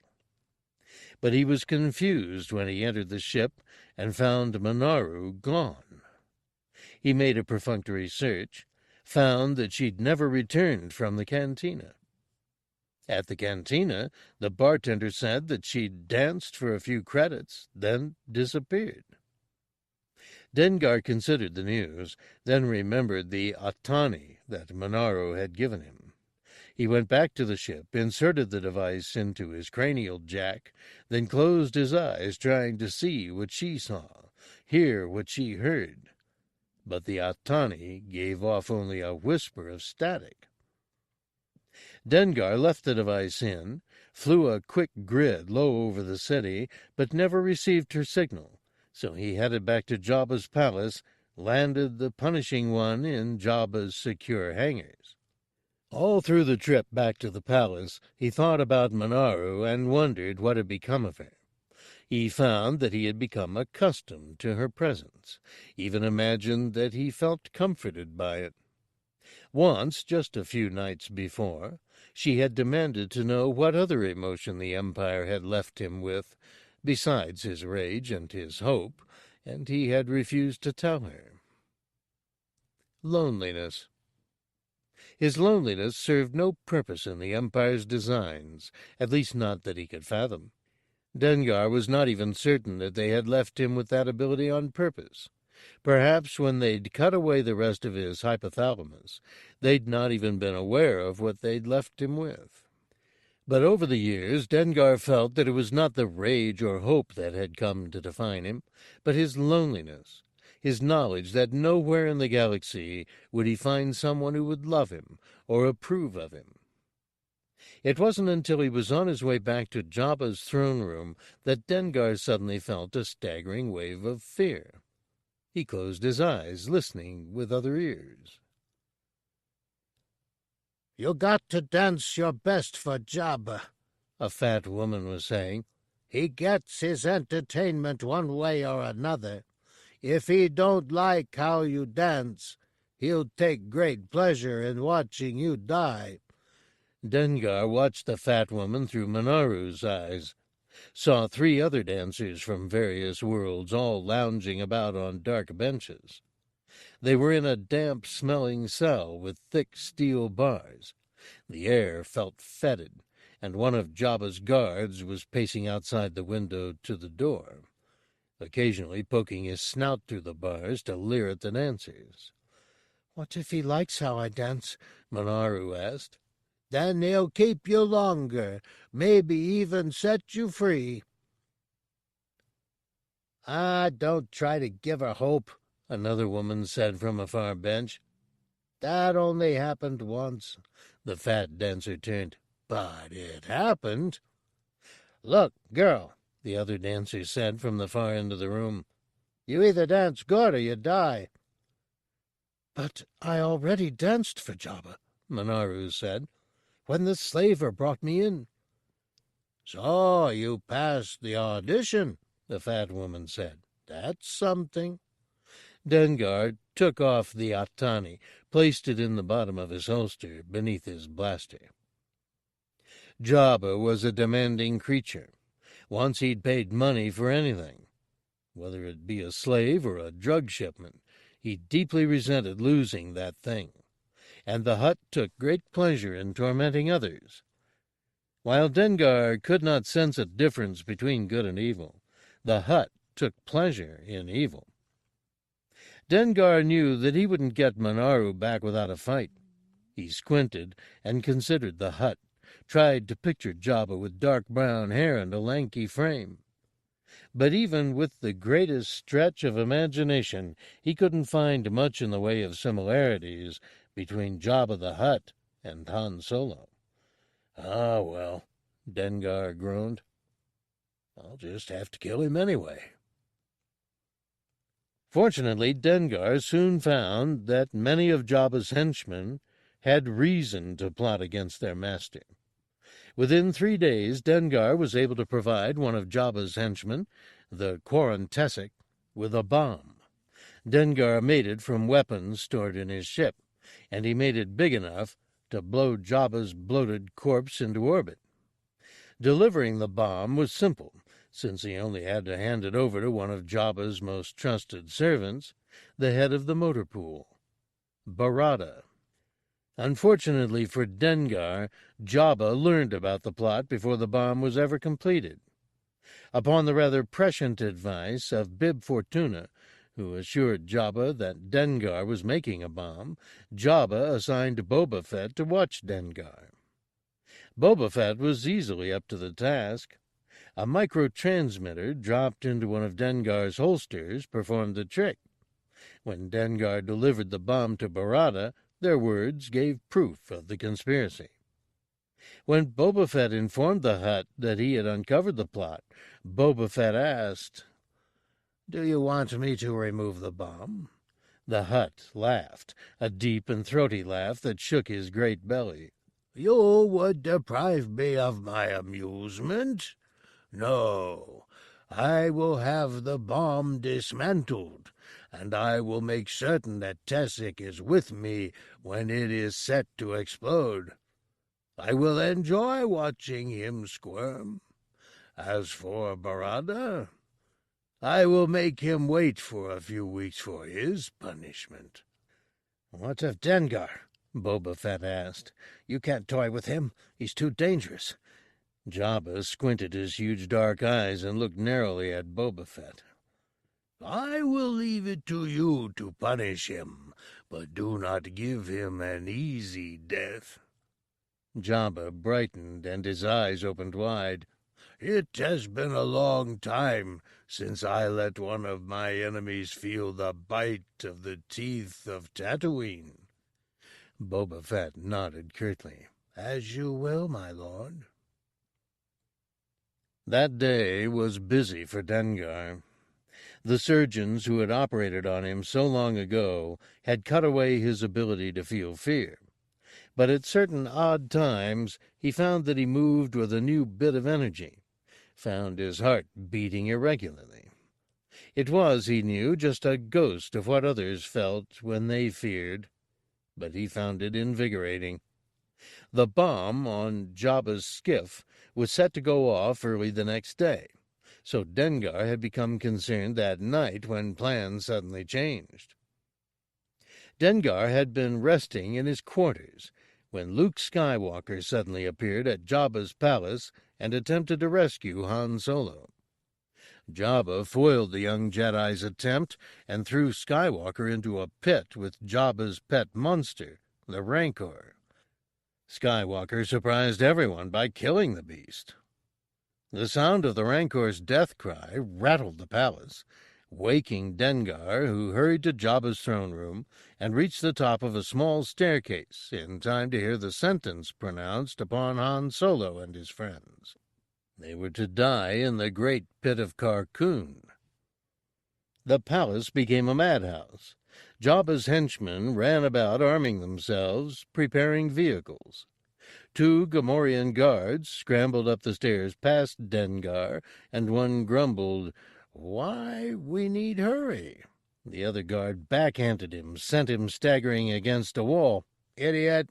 We no want rebels come. If they learn Jabba wants to kill Skywalker and Leia, we in for big fight." Dengar looked for Tessic in the crowd below, trying to spot the gray-skinned Quarren's mouth tentacles, wondering if this would change their plans. But some of Jabba's men already seemed to have the Quarren under guard. They were standing close at his back, and Dengar could only hear snatches of conversation. Tessic was begging Jabba for his life. In a moment, Jabba sent the Quarren to pack, and Tessic scurried away through an exit in the far wall. Dengar ducked back into the hall, into the safe shadows. Had Jabba found the bomb? Obviously, Jabba suspected something. But the Hutt hadn't killed Tessic, and he hadn't sent guards after Dengar, so Jabba couldn't have had proof of the treason, which suggested that the Hutt had merely heard rumors of their plans. Or perhaps Jabba had some other reason to threaten Tessic. Still, Dengar didn't want to be around here right at the moment. If Jabba found that bomb, heads would roll. Dengar didn't want his head to be one of them. There was still time to escape. It might well be that Jabba wouldn't discover the bomb at all, and if that were the case, he might be on or near the skiff when it exploded. The plot might still succeed. In any case, whether it succeeded or failed, it would do so without further effort from Dengar. But if Jabba did find the bomb too soon, Dengar decided it might be a good time to go into Mos Eisley for the day. If his plan worked, Jabba would die. If it didn't, Dengar might still escape. Dengar returned to his cramped quarters and began throwing his clothes and weapons into a bag. Among his effects, he found the Atani. He could not contact Manaroo with it, but Dengar could receive images, sounds, emotions. And as he looked at the device, he recalled the hunger Manaroo had felt for his presence, her fears for her life. Sometimes he wondered how she could feel anything for him. In his own eyes he was broken, undeserving of her attention, yet she'd stayed beside him even after he'd rescued her parents. He felt there was nothing left that he could give her, except perhaps a false sense of safety. And by running out now, he would be denying her even that. He unwrapped his neck, screwed the Atani into the socket there. And what he saw surprised him. Manaroo was dressing for a performance, putting on leggings of some sheer material in softest violet, a top that revealed her ample breasts. She sorted through a bin of musical instruments. Tambours, bells, cymbals. looking for something exotic, and decided to take a golden flute. To play it while dancing would be difficult, and to play it poorly would be to tempt fate. But Manaroo would be dancing for her life, and she needed to impress the hut. She'd been commanded to dance before Jabba, and everyone in the room knew that he was in a foul mood because the Rancor was dead. The other dancers sat huddled in a far corner and shot Manaroo pitying glances. What amazed Dengar was her mood. She was almost numb with fear and had no recourse but to put her confidence in her abilities. These feelings lay heavily in the background of her mind. And in the foreground, Manaroo was concentrating, trying to firm her resolve by playing mental games. Just as Dengar would psych himself up for an assassination by imagining that he was killing Han Solo, Manaroo was playing similar games in her own mind. She envisioned Jabba's throne room, but instead of Jabba on the throne, she imagined Dengar there. He was watching her steadily, calling out, "Dance, dance for your life," as if it were some great jest. And in her dreams, Manaroo danced lovingly with her heart. She imagined each move, practiced over the years, and each spin and flourish was dedicated to Dengar. Each of them had been conceived and prepared for the man she loved, the man she hoped some day to meld minds with, so that they became one. And in her imaginings, as she danced gracefully before Dengar, she whispered, "If I please you so much, my lord, my love, then why don't you please me in return? Why don't you marry me?" Dengar pulled off the Atani in astonishment, and knew that he could not leave now. The powerful feelings that washed through him when he was connected acted as a moral compass, telling him what to do. And like Han Solo, who sometimes seemed to suffer from a death wish, Dengar knew that he would have to turn his face to the storm. He had to save her. But how? Dengar was amazed that she would be preparing for a performance now, while the palace was in such disarray, and realized immediately that he would have to plan a diversion. To blindly go into the throne room and try to kill the Hutt would be insane. But over the past few days there had been 2 murders in the palace. Both incidents had been fully investigated and caused a great deal of commotion for several hours. A few hours was all the time that Manaroo needed.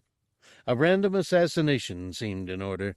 Among the henchmen in Jabba's stable, there was no lack of deserving victims. The problem was solved rather easily. Dengar simply went up to a guard room and tossed in a grenade. In the general cacophony of the palace, few people even noticed the event, but the ensuing investigation took up a better part of the evening, and the Hutt's mood brightened considerably after he saw the carnage that Dengar's grenade had made out of some poor Gamorrean guard. So it came as a great shock when Jabba finally looked up from the messy guard, and a cold gleam came to his eyes. "I'm hungry," he grumbled. "Bring me food and rouse my dancing girl. Have everyone gather in the great hall. Tonight we party, and I will have no more interruptions." The nights were short on Tatooine, and few slept through them, for it was a time to retreat from the blistering heat of the day. So it was that late that evening Dengar sat in the throne room waiting for Manaroo's dance. He had his Atani in, and he listened for Manaroo's thoughts. Her own mind was numb at the thought of the coming dance, and she was preparing hastily, trying to calm her breath, relax.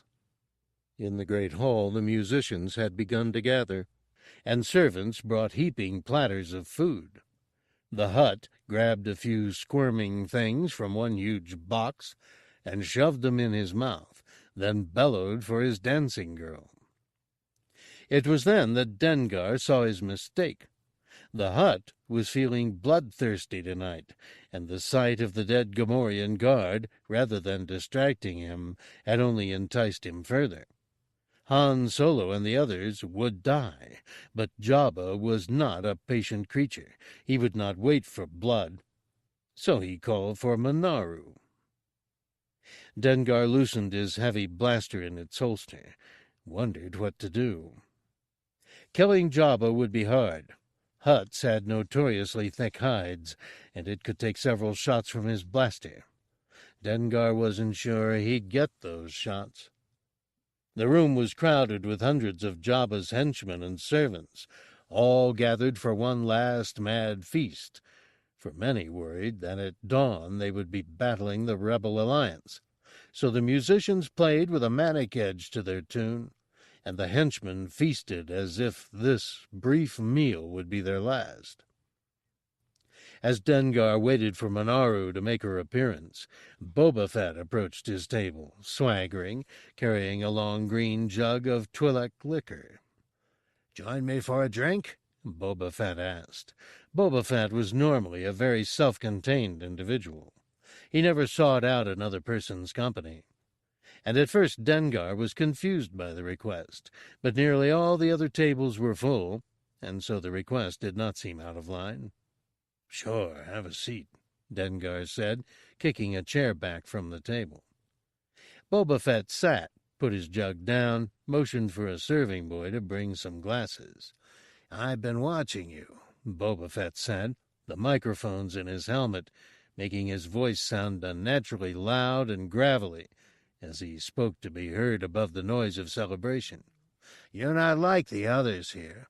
He waved at the henchmen gorging themselves at the other tables. "Given to excess. I like that in a man. You seem cool, competent, professional." "Thank you," Dengar said, unsure where this might be leading. "Tomorrow morning Han Solo dies," Boba Fett said. "I know it's scheduled, but I'm not certain Jabba can pull it off," Dengar said, unwilling to admit that, in all likelihood, Han Solo, his nemesis, would die an ignoble death at dawn. It seemed too easy a way for him to go. At a nearby table, two of Jabba's henchmen began singing a raucous drinking song. "I'm leaving after the execution," Boba Fett said more loudly. "I've got a job, a big job, more than one man can handle, but the rewards are extravagant. Interested?" "Why should I trust you?" Dengar asked absently. Through his Atani, he could see that Manaroo was being released from her cell. A Gamorrean guard was shoving her through a dark, narrow passageway that would lead her to Jabba's throne. "You bombed my ship. You've already betrayed me once." Boba Fett sat back a bit in his chair, as if he were surprised at the accusation. "That was when we were in business as competitors. This time we would be in business as partners. Besides, I did leave you alive." "It was indeed a kindness, which is why I haven't tried to kill you in return," Dengar said. Boba Fett chuckled, a very disturbing sound simply because it was something Dengar had never heard before. Boba Fett leaned his head back, and the palace lights shined on his visor like stars. "You and I are a lot alike. What do you say, partners?" Dengar studied Boba Fett. He was a careful man, a dangerous man who was deserving of his reputation, and Dengar was low on funds. He nodded slightly. "Partners, I suspect. Tell me more about the deal."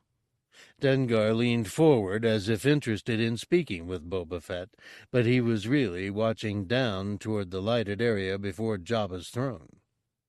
Manaroo had just come out from behind a curtain, and now she stood blinking, trying to let her eyes adjust to the brightness of the stage after days in the dungeon.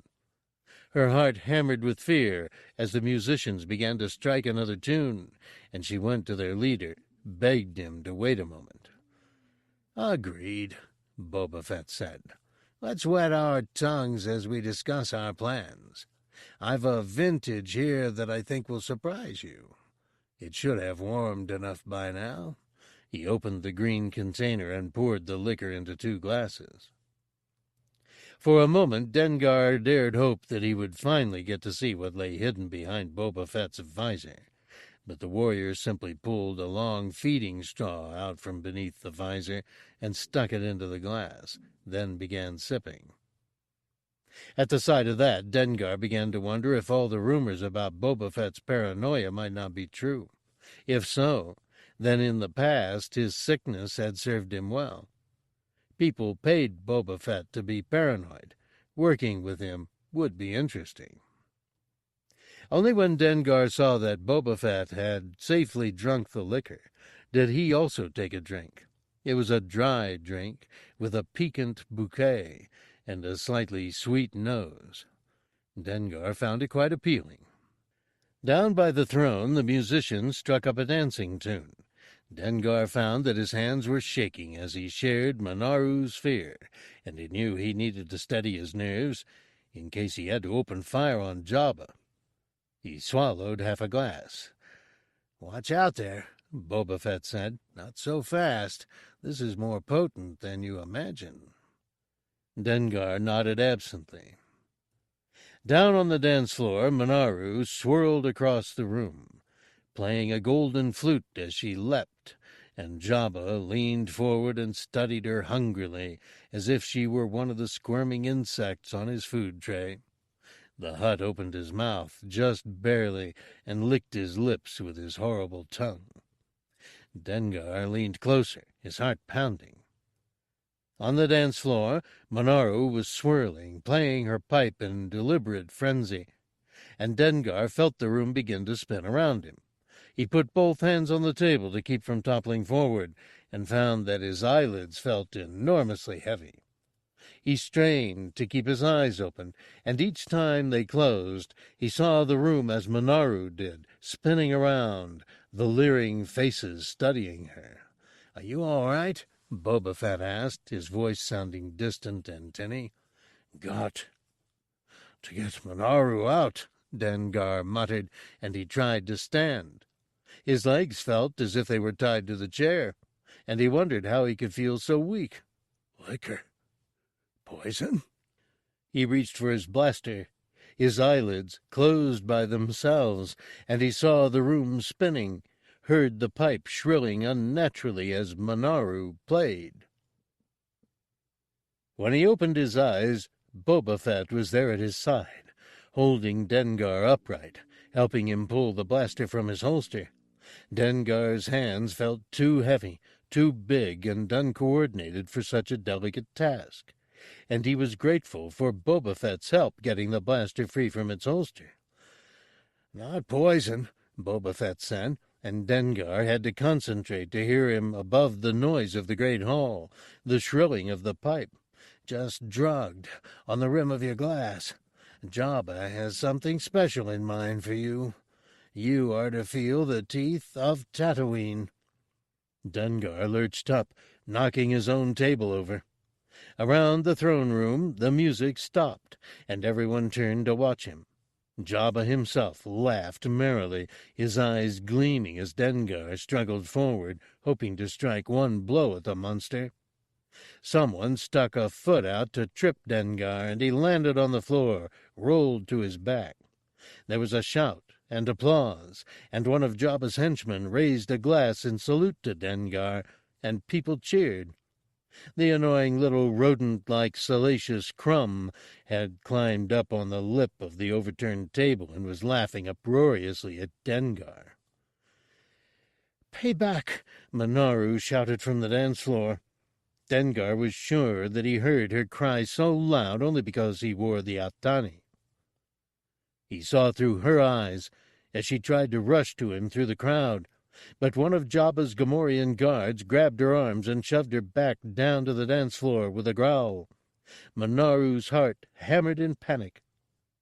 Then Dengar's eyes closed of their own accord, and everything went black. For the teeth of Tatooine. Dengar woke under Tatooine's blistering suns just past dawn. The ground was heating. Dengar could feel that some small desert creature with a hard shell had crawled under his body, seeking refuge from the coming day there among the shadows and the rocks. Dengar opened his eyes, looked around, still dazed. He was in a wide canyon, lying on the desert pan, a sterile plain of greenish-white rock, eroded, perhaps even polished by the wind. Each of his hands and feet was bound by 3 cords, all pulled tight and bolted into the rock, so that he could not move. The leathery cords were slightly moist, designed to shrink in the heat of the sun, pulling him tighter. There was no sign of a craft nearby, no guards or even a droid to record Dengar's death. There was no singing of insects or call of wild animals, only the steady soughing of the wind over rock. Dengar licked his lips. It seemed that Jabba intended to let him die of dehydration, a death that was neither particularly appealing nor particularly unpleasant, as far as deaths go. Painful, but not extraordinary. Dengar wondered at that. He recalled Boba Fett's pronouncement, "the teeth of Tatooine." But what were a planet's teeth? Its mountain peaks? That would seem logical, but Dengar was far from the mountains. So it had to be an animal. There were tales of dragons in the desert, creatures large and vicious. Dengar watched the horizon, both on land and air, for sign of such beasts, and he slowly tested his bonds. Dengar was stronger than most people gave him credit for, but the straps that held him were more than adequate. He inhaled deeply, tasting mineral salts in the air, and began working vigorously to free himself. Dengar closed his eyes after thoroughly testing each bond, and considered. It was just past dawn, and if Jabba had kept his promise, then Han Solo and his companions were already gone, dying interminably as they were ingested by the mighty Sarlacc at the pit of Carkoon. Dengar felt hollow at the thought. The Empire had cut away most of Dengar's feelings. They'd left him with few companions, his rage, his hope, his loneliness. At the thought of Han dying, Dengar felt somehow cast adrift, more alone than ever in the great void. For ages now, catching Han had been his only goal, his only purpose for being. Without Han, there seemed to be no reason left to exist, except Manaroo, and he was no longer sure that she was alive. He remembered her terror in that last moment before he'd lost consciousness. She had been sure that Jabba intended to kill her. Dengar mourned her. In the moments when he had touched Manaroo's mind, Dengar had almost known what it was to be human again. He'd almost known what it was to be whole. Someday, he imagined, that with her help, he might have learned to love and laugh again. But if she was not dead already, she was languishing in one of Jabba's cells, doomed to an early death. Dengar began working harder. In moments he had built up a fine sweat, and he managed to rub the skin off his left wrist so that blood began to flow from it. Still, the ropes had not begun to weaken. Dengar stopped worrying the wrist, began working on his left foot. The ropes there were tied over his armored boots, providing some protection for his legs. The Imperial surgeons had boosted Dengar's reflexes, given him greater strength, but he couldn't pull his leg back to kick much, and even after an hour he had not succeeded in breaking a rope or pulling a single line free from the bolt that held it into the rock. Indeed, all his work only succeeded in chafing his wrists, so that the blood came more profusely. A strong morning wind began gusting, blowing sand through the broad plain. Dust clouds formed in the distance down below Dengar's feet, dirty gray streaks that filled the sky like thunderheads or fog. They were kilometers away, but he could see them rolling toward him, menacing. He closed his eyes for a bit, trying to keep the grit from blowing into them, and he remembered one of Jabba's henchmen mentioning a place not far from the palace, a place called the Valley of the Wind. He had no doubt that that was where he was now, a comforting thought, for at least he knew he was near Jabba's palace, perhaps within walking distance of water, if he could only get free. Out across the pan, Dengar heard a bleating roar. He turned to his side and saw a shaggy bantha running hard, heading toward him. 3 sand people rode on its back, up behind its curling horns, and in moments the sand people were at his side. 2 of them leapt down and stalked toward him, weapons ready, while the other stayed on the bantha, watching for signs of ambush. Dengar had heard tales of the Sand People, how they fell upon travelers and killed them, only to harvest the water from their dead bodies. Indeed, the 2 that hovered over Dengar were making odd slurping sounds, hissing in their own tongue. And Dengar was reminded of darker tales, where it was hinted that the Sand People, to show their contempt for captives, would bind their prisoners and insert long metallic tubes into their bodies, then drink from their prisoners while they yet lived. But Dengar had done nothing to earn such disrespect from these Sand People, and so he was not surprised when they simply sat next to him at his head, watching him die. For a long hour they sat, as the winds blew steadily stronger. Dengar watched them, and after a while he renewed his struggle. The Sand People merely stared in morbid curiosity, as if this were their form of entertainment. But he knew that they were waiting for him to die so that they could harvest him. Dengar looked at their rapt faces, at the spikes sewn into their clothing, and they reminded him of teeth. He wondered if the Sand People would kill him, if this was what Boba Fett had meant by the teeth of Tatooine. But the morning grew hotter, and the winds grew dry and blew more fiercely, and heavy sands began to blow. And suddenly Dengar remembered something more about the Valley of the Winds, something about sand tides. It was unusual for Dengar to forget anything. The nemiotic drugs that the Empire had forced into him made certain of that. Dengar only had difficulty recalling what had been said because it was part of a conversation between 2 other people, and his attention had been directed elsewhere at the time. But now he remembered. The Valley of the Winds was located between 2 deserts, one high and cool, the other lower and hotter. Each day the winds would blow up the slopes as the hot air rose from one desert, and at night the cool air would come blowing back with great force. In each desert there were dunes of sand deposits, which would blow, scouring the stone, only to be redeposited each morning and night. The wind picked up and blew more fiercely. Dengar was sweating, and his mouth had become dry. He could feel a burning fever coming on. The sand was blowing through the valley with such force that he could no longer keep his eyes open. To do so, even for a moment, left them searing and gritty. After one devastating gust of wind, where small rocks pelted the Sand People, the bantha roared out in pain and struggled back onto its feet, then turned away as if to leave the area, and the Sand People made to follow it hesitantly, as if it were their leader giving an undesirable command. One of the Sand People paused by Dengar, pulled out a long knife, and sawed at one of the ropes that held Dengar to the ground. The other 2 had mounted up, and one of them growled at his companion, questioning him.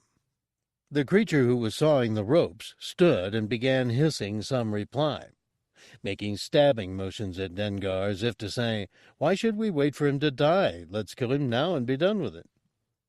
But the mounted one pointed off in the distance beyond Dengar's feet, and jabbed a finger in the air, hissing something. Dengar understood only one word of his retort: "Jabba. If you kill him now, Jabba will be angry." The sand person with the knife bristled at the words, stood over Dengar for a moment. The bantha roared again, and the sand person thrust the long knife in its sheath and leapt onto its back. Soon they were gone. The wind kept building. The blowing sand covered the world like a dirty gray shroud. It was whistling, keening, talking in its own voice. Dengar looked at the one cord that had been cut at. It was one of the cords tied to his right hand. Dengar wrapped his fingers around it and began pulling on that cord, hoping to snap it. But in a few moments he fell back exhausted. Then the wind gusted, churning over the land with a scream, and the sand cut him savagely. A small, sharp flake of rock whistled through the air, slashing across the bridge of Dengar's nose like a bit of glass. Another flake lodged in his boot. A third flake struck one of the cords on his right wrist so that it twanged. And then Dengar realized what was happening. The teeth of Tatooine, flakes of stone and pieces of sand, began screaming through the air. Dengar struggled to turn his head away from the shrieking wind. The sky above him was going dark under the weight of the sandstorm. The suns hung in the sky like two globes of light, piercing bright. And Dengar remembered something, a memory that seemed ages old, crusted over. He remembered the operating room where the Imperial surgeons had worked on him. His eyes had been covered with gauze, but there had been two bright lights shining in his face, and he remembered the doctors inserting probes into his brain. He remembered feeling pity, a profound sense of pity, and someone saying, "Pity? You want that?" "Of course not," another doctor had replied. "We don't want that. Burn it." There had been a moment of silence, a hissing noise, and the smell of charred flesh as the doctors burned away that portion of his hypothalamus. Then came love, a swelling in his heart that made him want to rise up into the air. Love? He won't need it. The hissing, the scent of charred flesh. Anger welled up in him. Rage? Leave it. Almost immediately he'd felt a profound sense of relief. Relief? Oh, I don't know. What do you think? Dengar had wanted to say something. He'd wanted to tell them to leave him alone, but his mouth was not working. He'd only been able to see the twin globes through the gauze. Burn it, both doctors said in unison, then laughed as if it were a game. The memory faded, and Dengar lay alone on the sand. He recalled the promises that his Imperial officers had given him. When he'd proven his value to the Empire, they said that they would restore him, give him back his ability to feel. It had been a promise that had never made sense, and yet Dengar had always hoped that they could do it, had always been held imprisoned by his hope. But now he realized that they'd left him with the ability to feel hope, only so that they could control him, keep him on his tether. Dengar struggled against the cords that held him bound. Some of the flaking rocks were hitting the ropes, causing them to twang, cutting into them, and Dengar hoped only that they might slice a cord or two before they slashed him to ribbons. A nasty pebble struck him above the left eye, and Dengar cried out in pain. But he was alone on the desert, his voice swallowed in the roaring wind. Then the roaring reverberated louder. There was a thundering overhead of subspace engines, and Dengar looked up in time to see two ships blasting off through the haze of dust and wind, heading out low over the valley. One of them was the Millennium Falcon. Dengar's heart began beating harder. So you did it, Han, Dengar thought. You escaped again. Now I must follow. and Dengar had only 3 things to work with: his rage, his hope, and his loneliness. He flailed about, looking both ways across the desert for signs of help. But there was none, and the aching loneliness flayed him. He wondered how he would ever vent his rage and frustration when the object of his wrath was flying away. Han, like the Empire, was untouchable, unbeatable, and Dengar cried out in anger against them. And as he did so, he imagined Manaroo, imagined huddling in her arms as the tech empath shared her emotions, making him human once again. With a scream like one damned, Dengar jerked his right hand with all his might, not caring if he pulled it off at the wrist. The Empire had destroyed him, but in the process it had given him strength. Almost immediately one of the cords snapped with a twang, followed quickly by the snapping sound of another, while the bolt that held the 3rd cord pulled from the rock. Dengar screamed again and began kicking with his left leg, till it also tore bolts free from the ground. Then he pulled out the ropes that held his right leg and untied his left hand. The teeth of Tatooine had him now, as the storm built to its crescendo. The skies were going dark under whirling clouds of sand, and Dengar knew that there was no shelter. He'd seen nothing that could hide him from miles.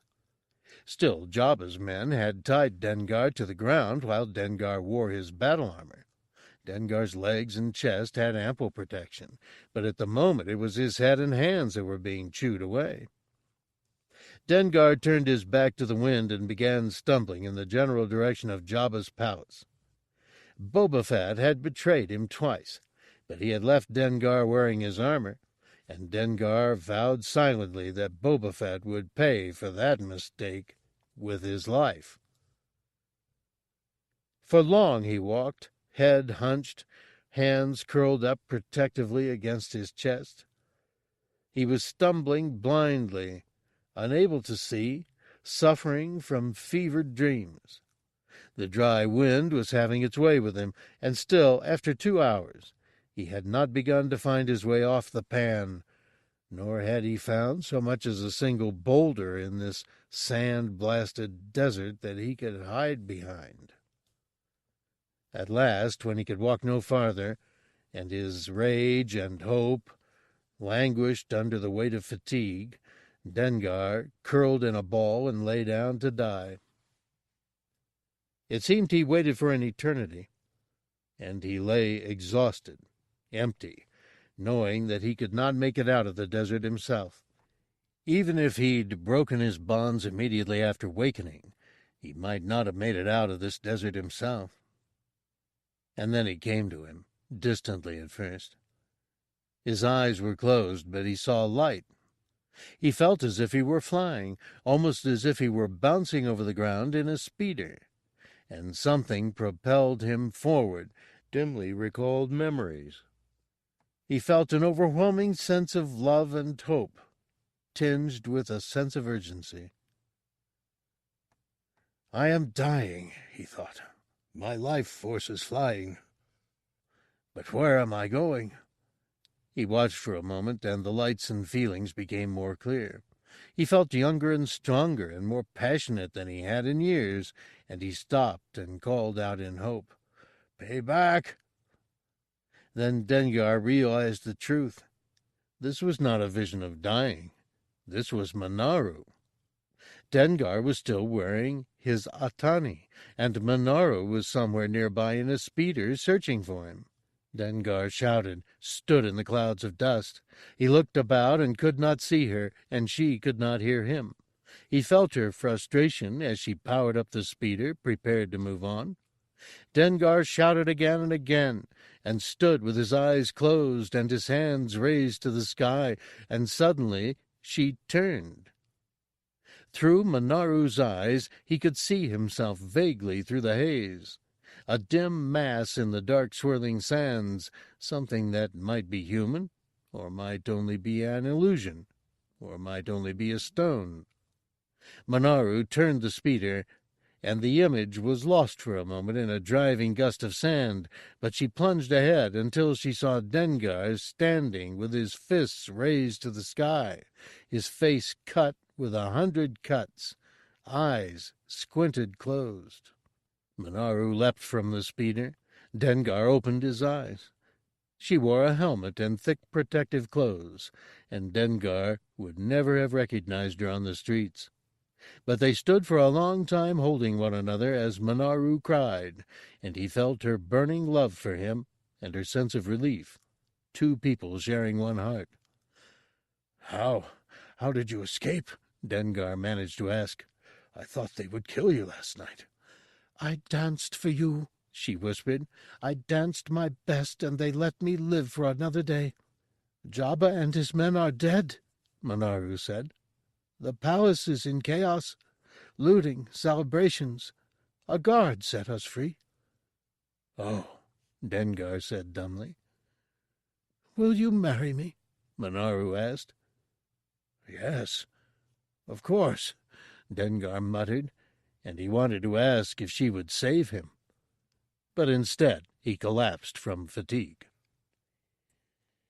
Dengar spent the following weeks recovering in a medic chamber in Mos Eisley, and on the day he was released, he set about preparing for his marriage to Manaroo.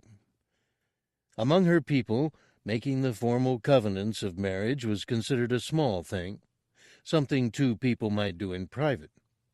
But the more important part of the ceremony, the melding, which occurred when two people exchanged atanis and officially began sharing the same mind, would have to be witnessed and celebrated by her friends and parents, which meant that Dengar and Manaroo would have to go find them on whichever world the Rebel Alliance had secreted them.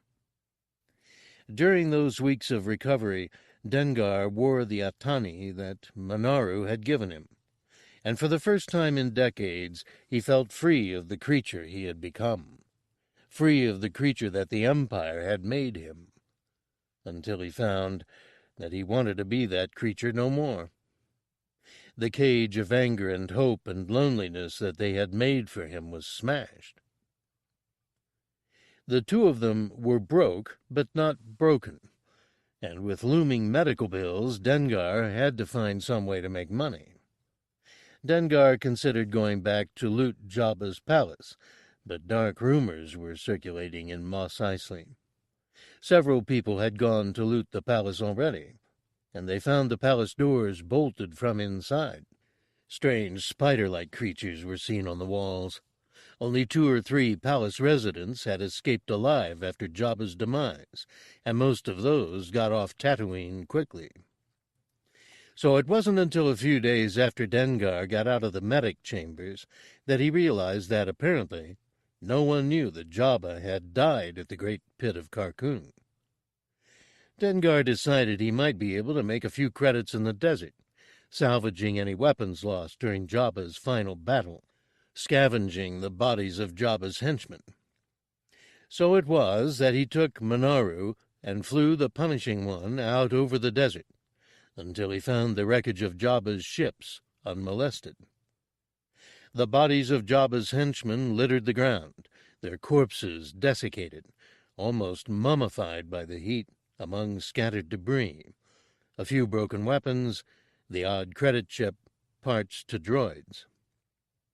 When Dengar reached the Great Pit of Carkoon itself, there was a terrible stench of burned flesh and rotting meat. It looked as if the all-powerful Sarlacc would have to be renamed the all-dead Sarlacc. Someone had dropped a bomb down its gullet. On the edge of the pit was a dead man, naked, his flesh burned and bruised, as if he'd been placed alive in acid. Dengar turned the corpse over with a foot to have a look at its face. The man was burned, covered with boils. Dengar had never seen the pitiful fellow before. "Help," the man whispered. Dengar was astonished to find him alive. "What happened?" Dengar asked. "Sarlacc swallowed me. I killed it.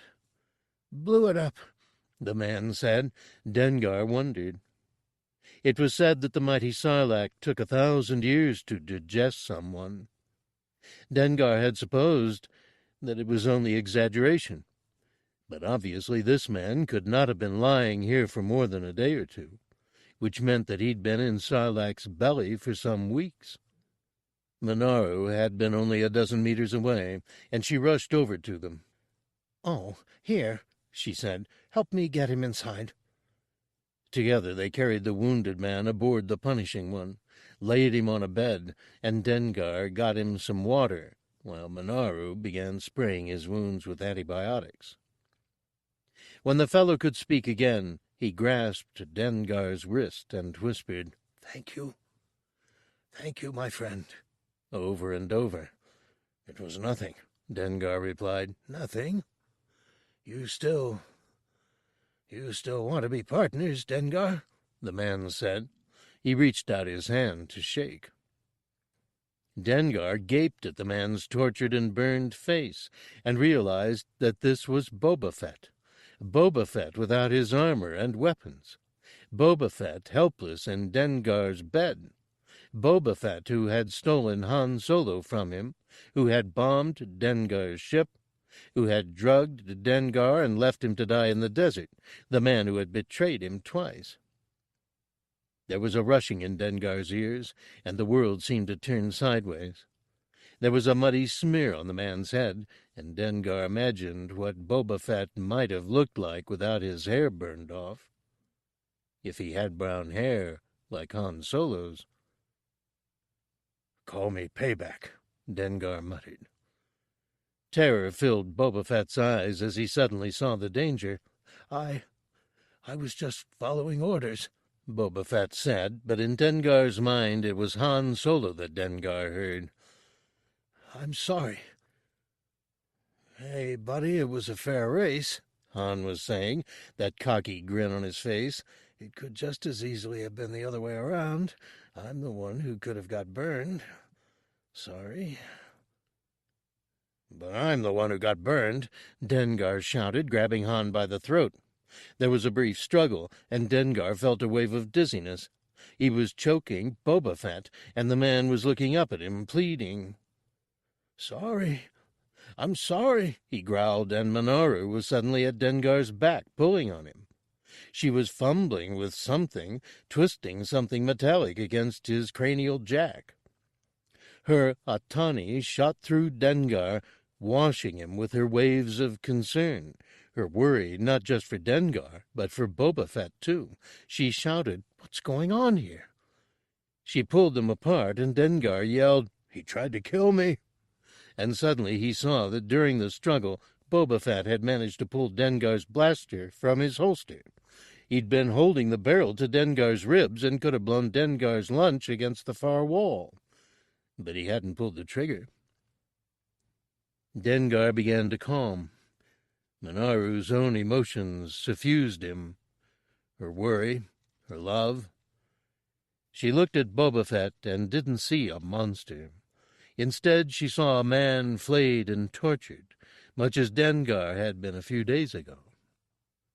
In the moment of silence that followed, Boba Fett held the blaster at Dengar's chest. Dengar almost spoke. He almost said, "Go ahead, I've got nothing to lose." He'd spoken that line under similar circumstances a dozen times, but this time the words caught in his throat. This time he realized he finally had something to lose. He had Manaroo, and he had a man who wanted to be his partner. Boba Fett flipped the blaster over, handed it to Dengar. "I owe you," he said. "Do what you will."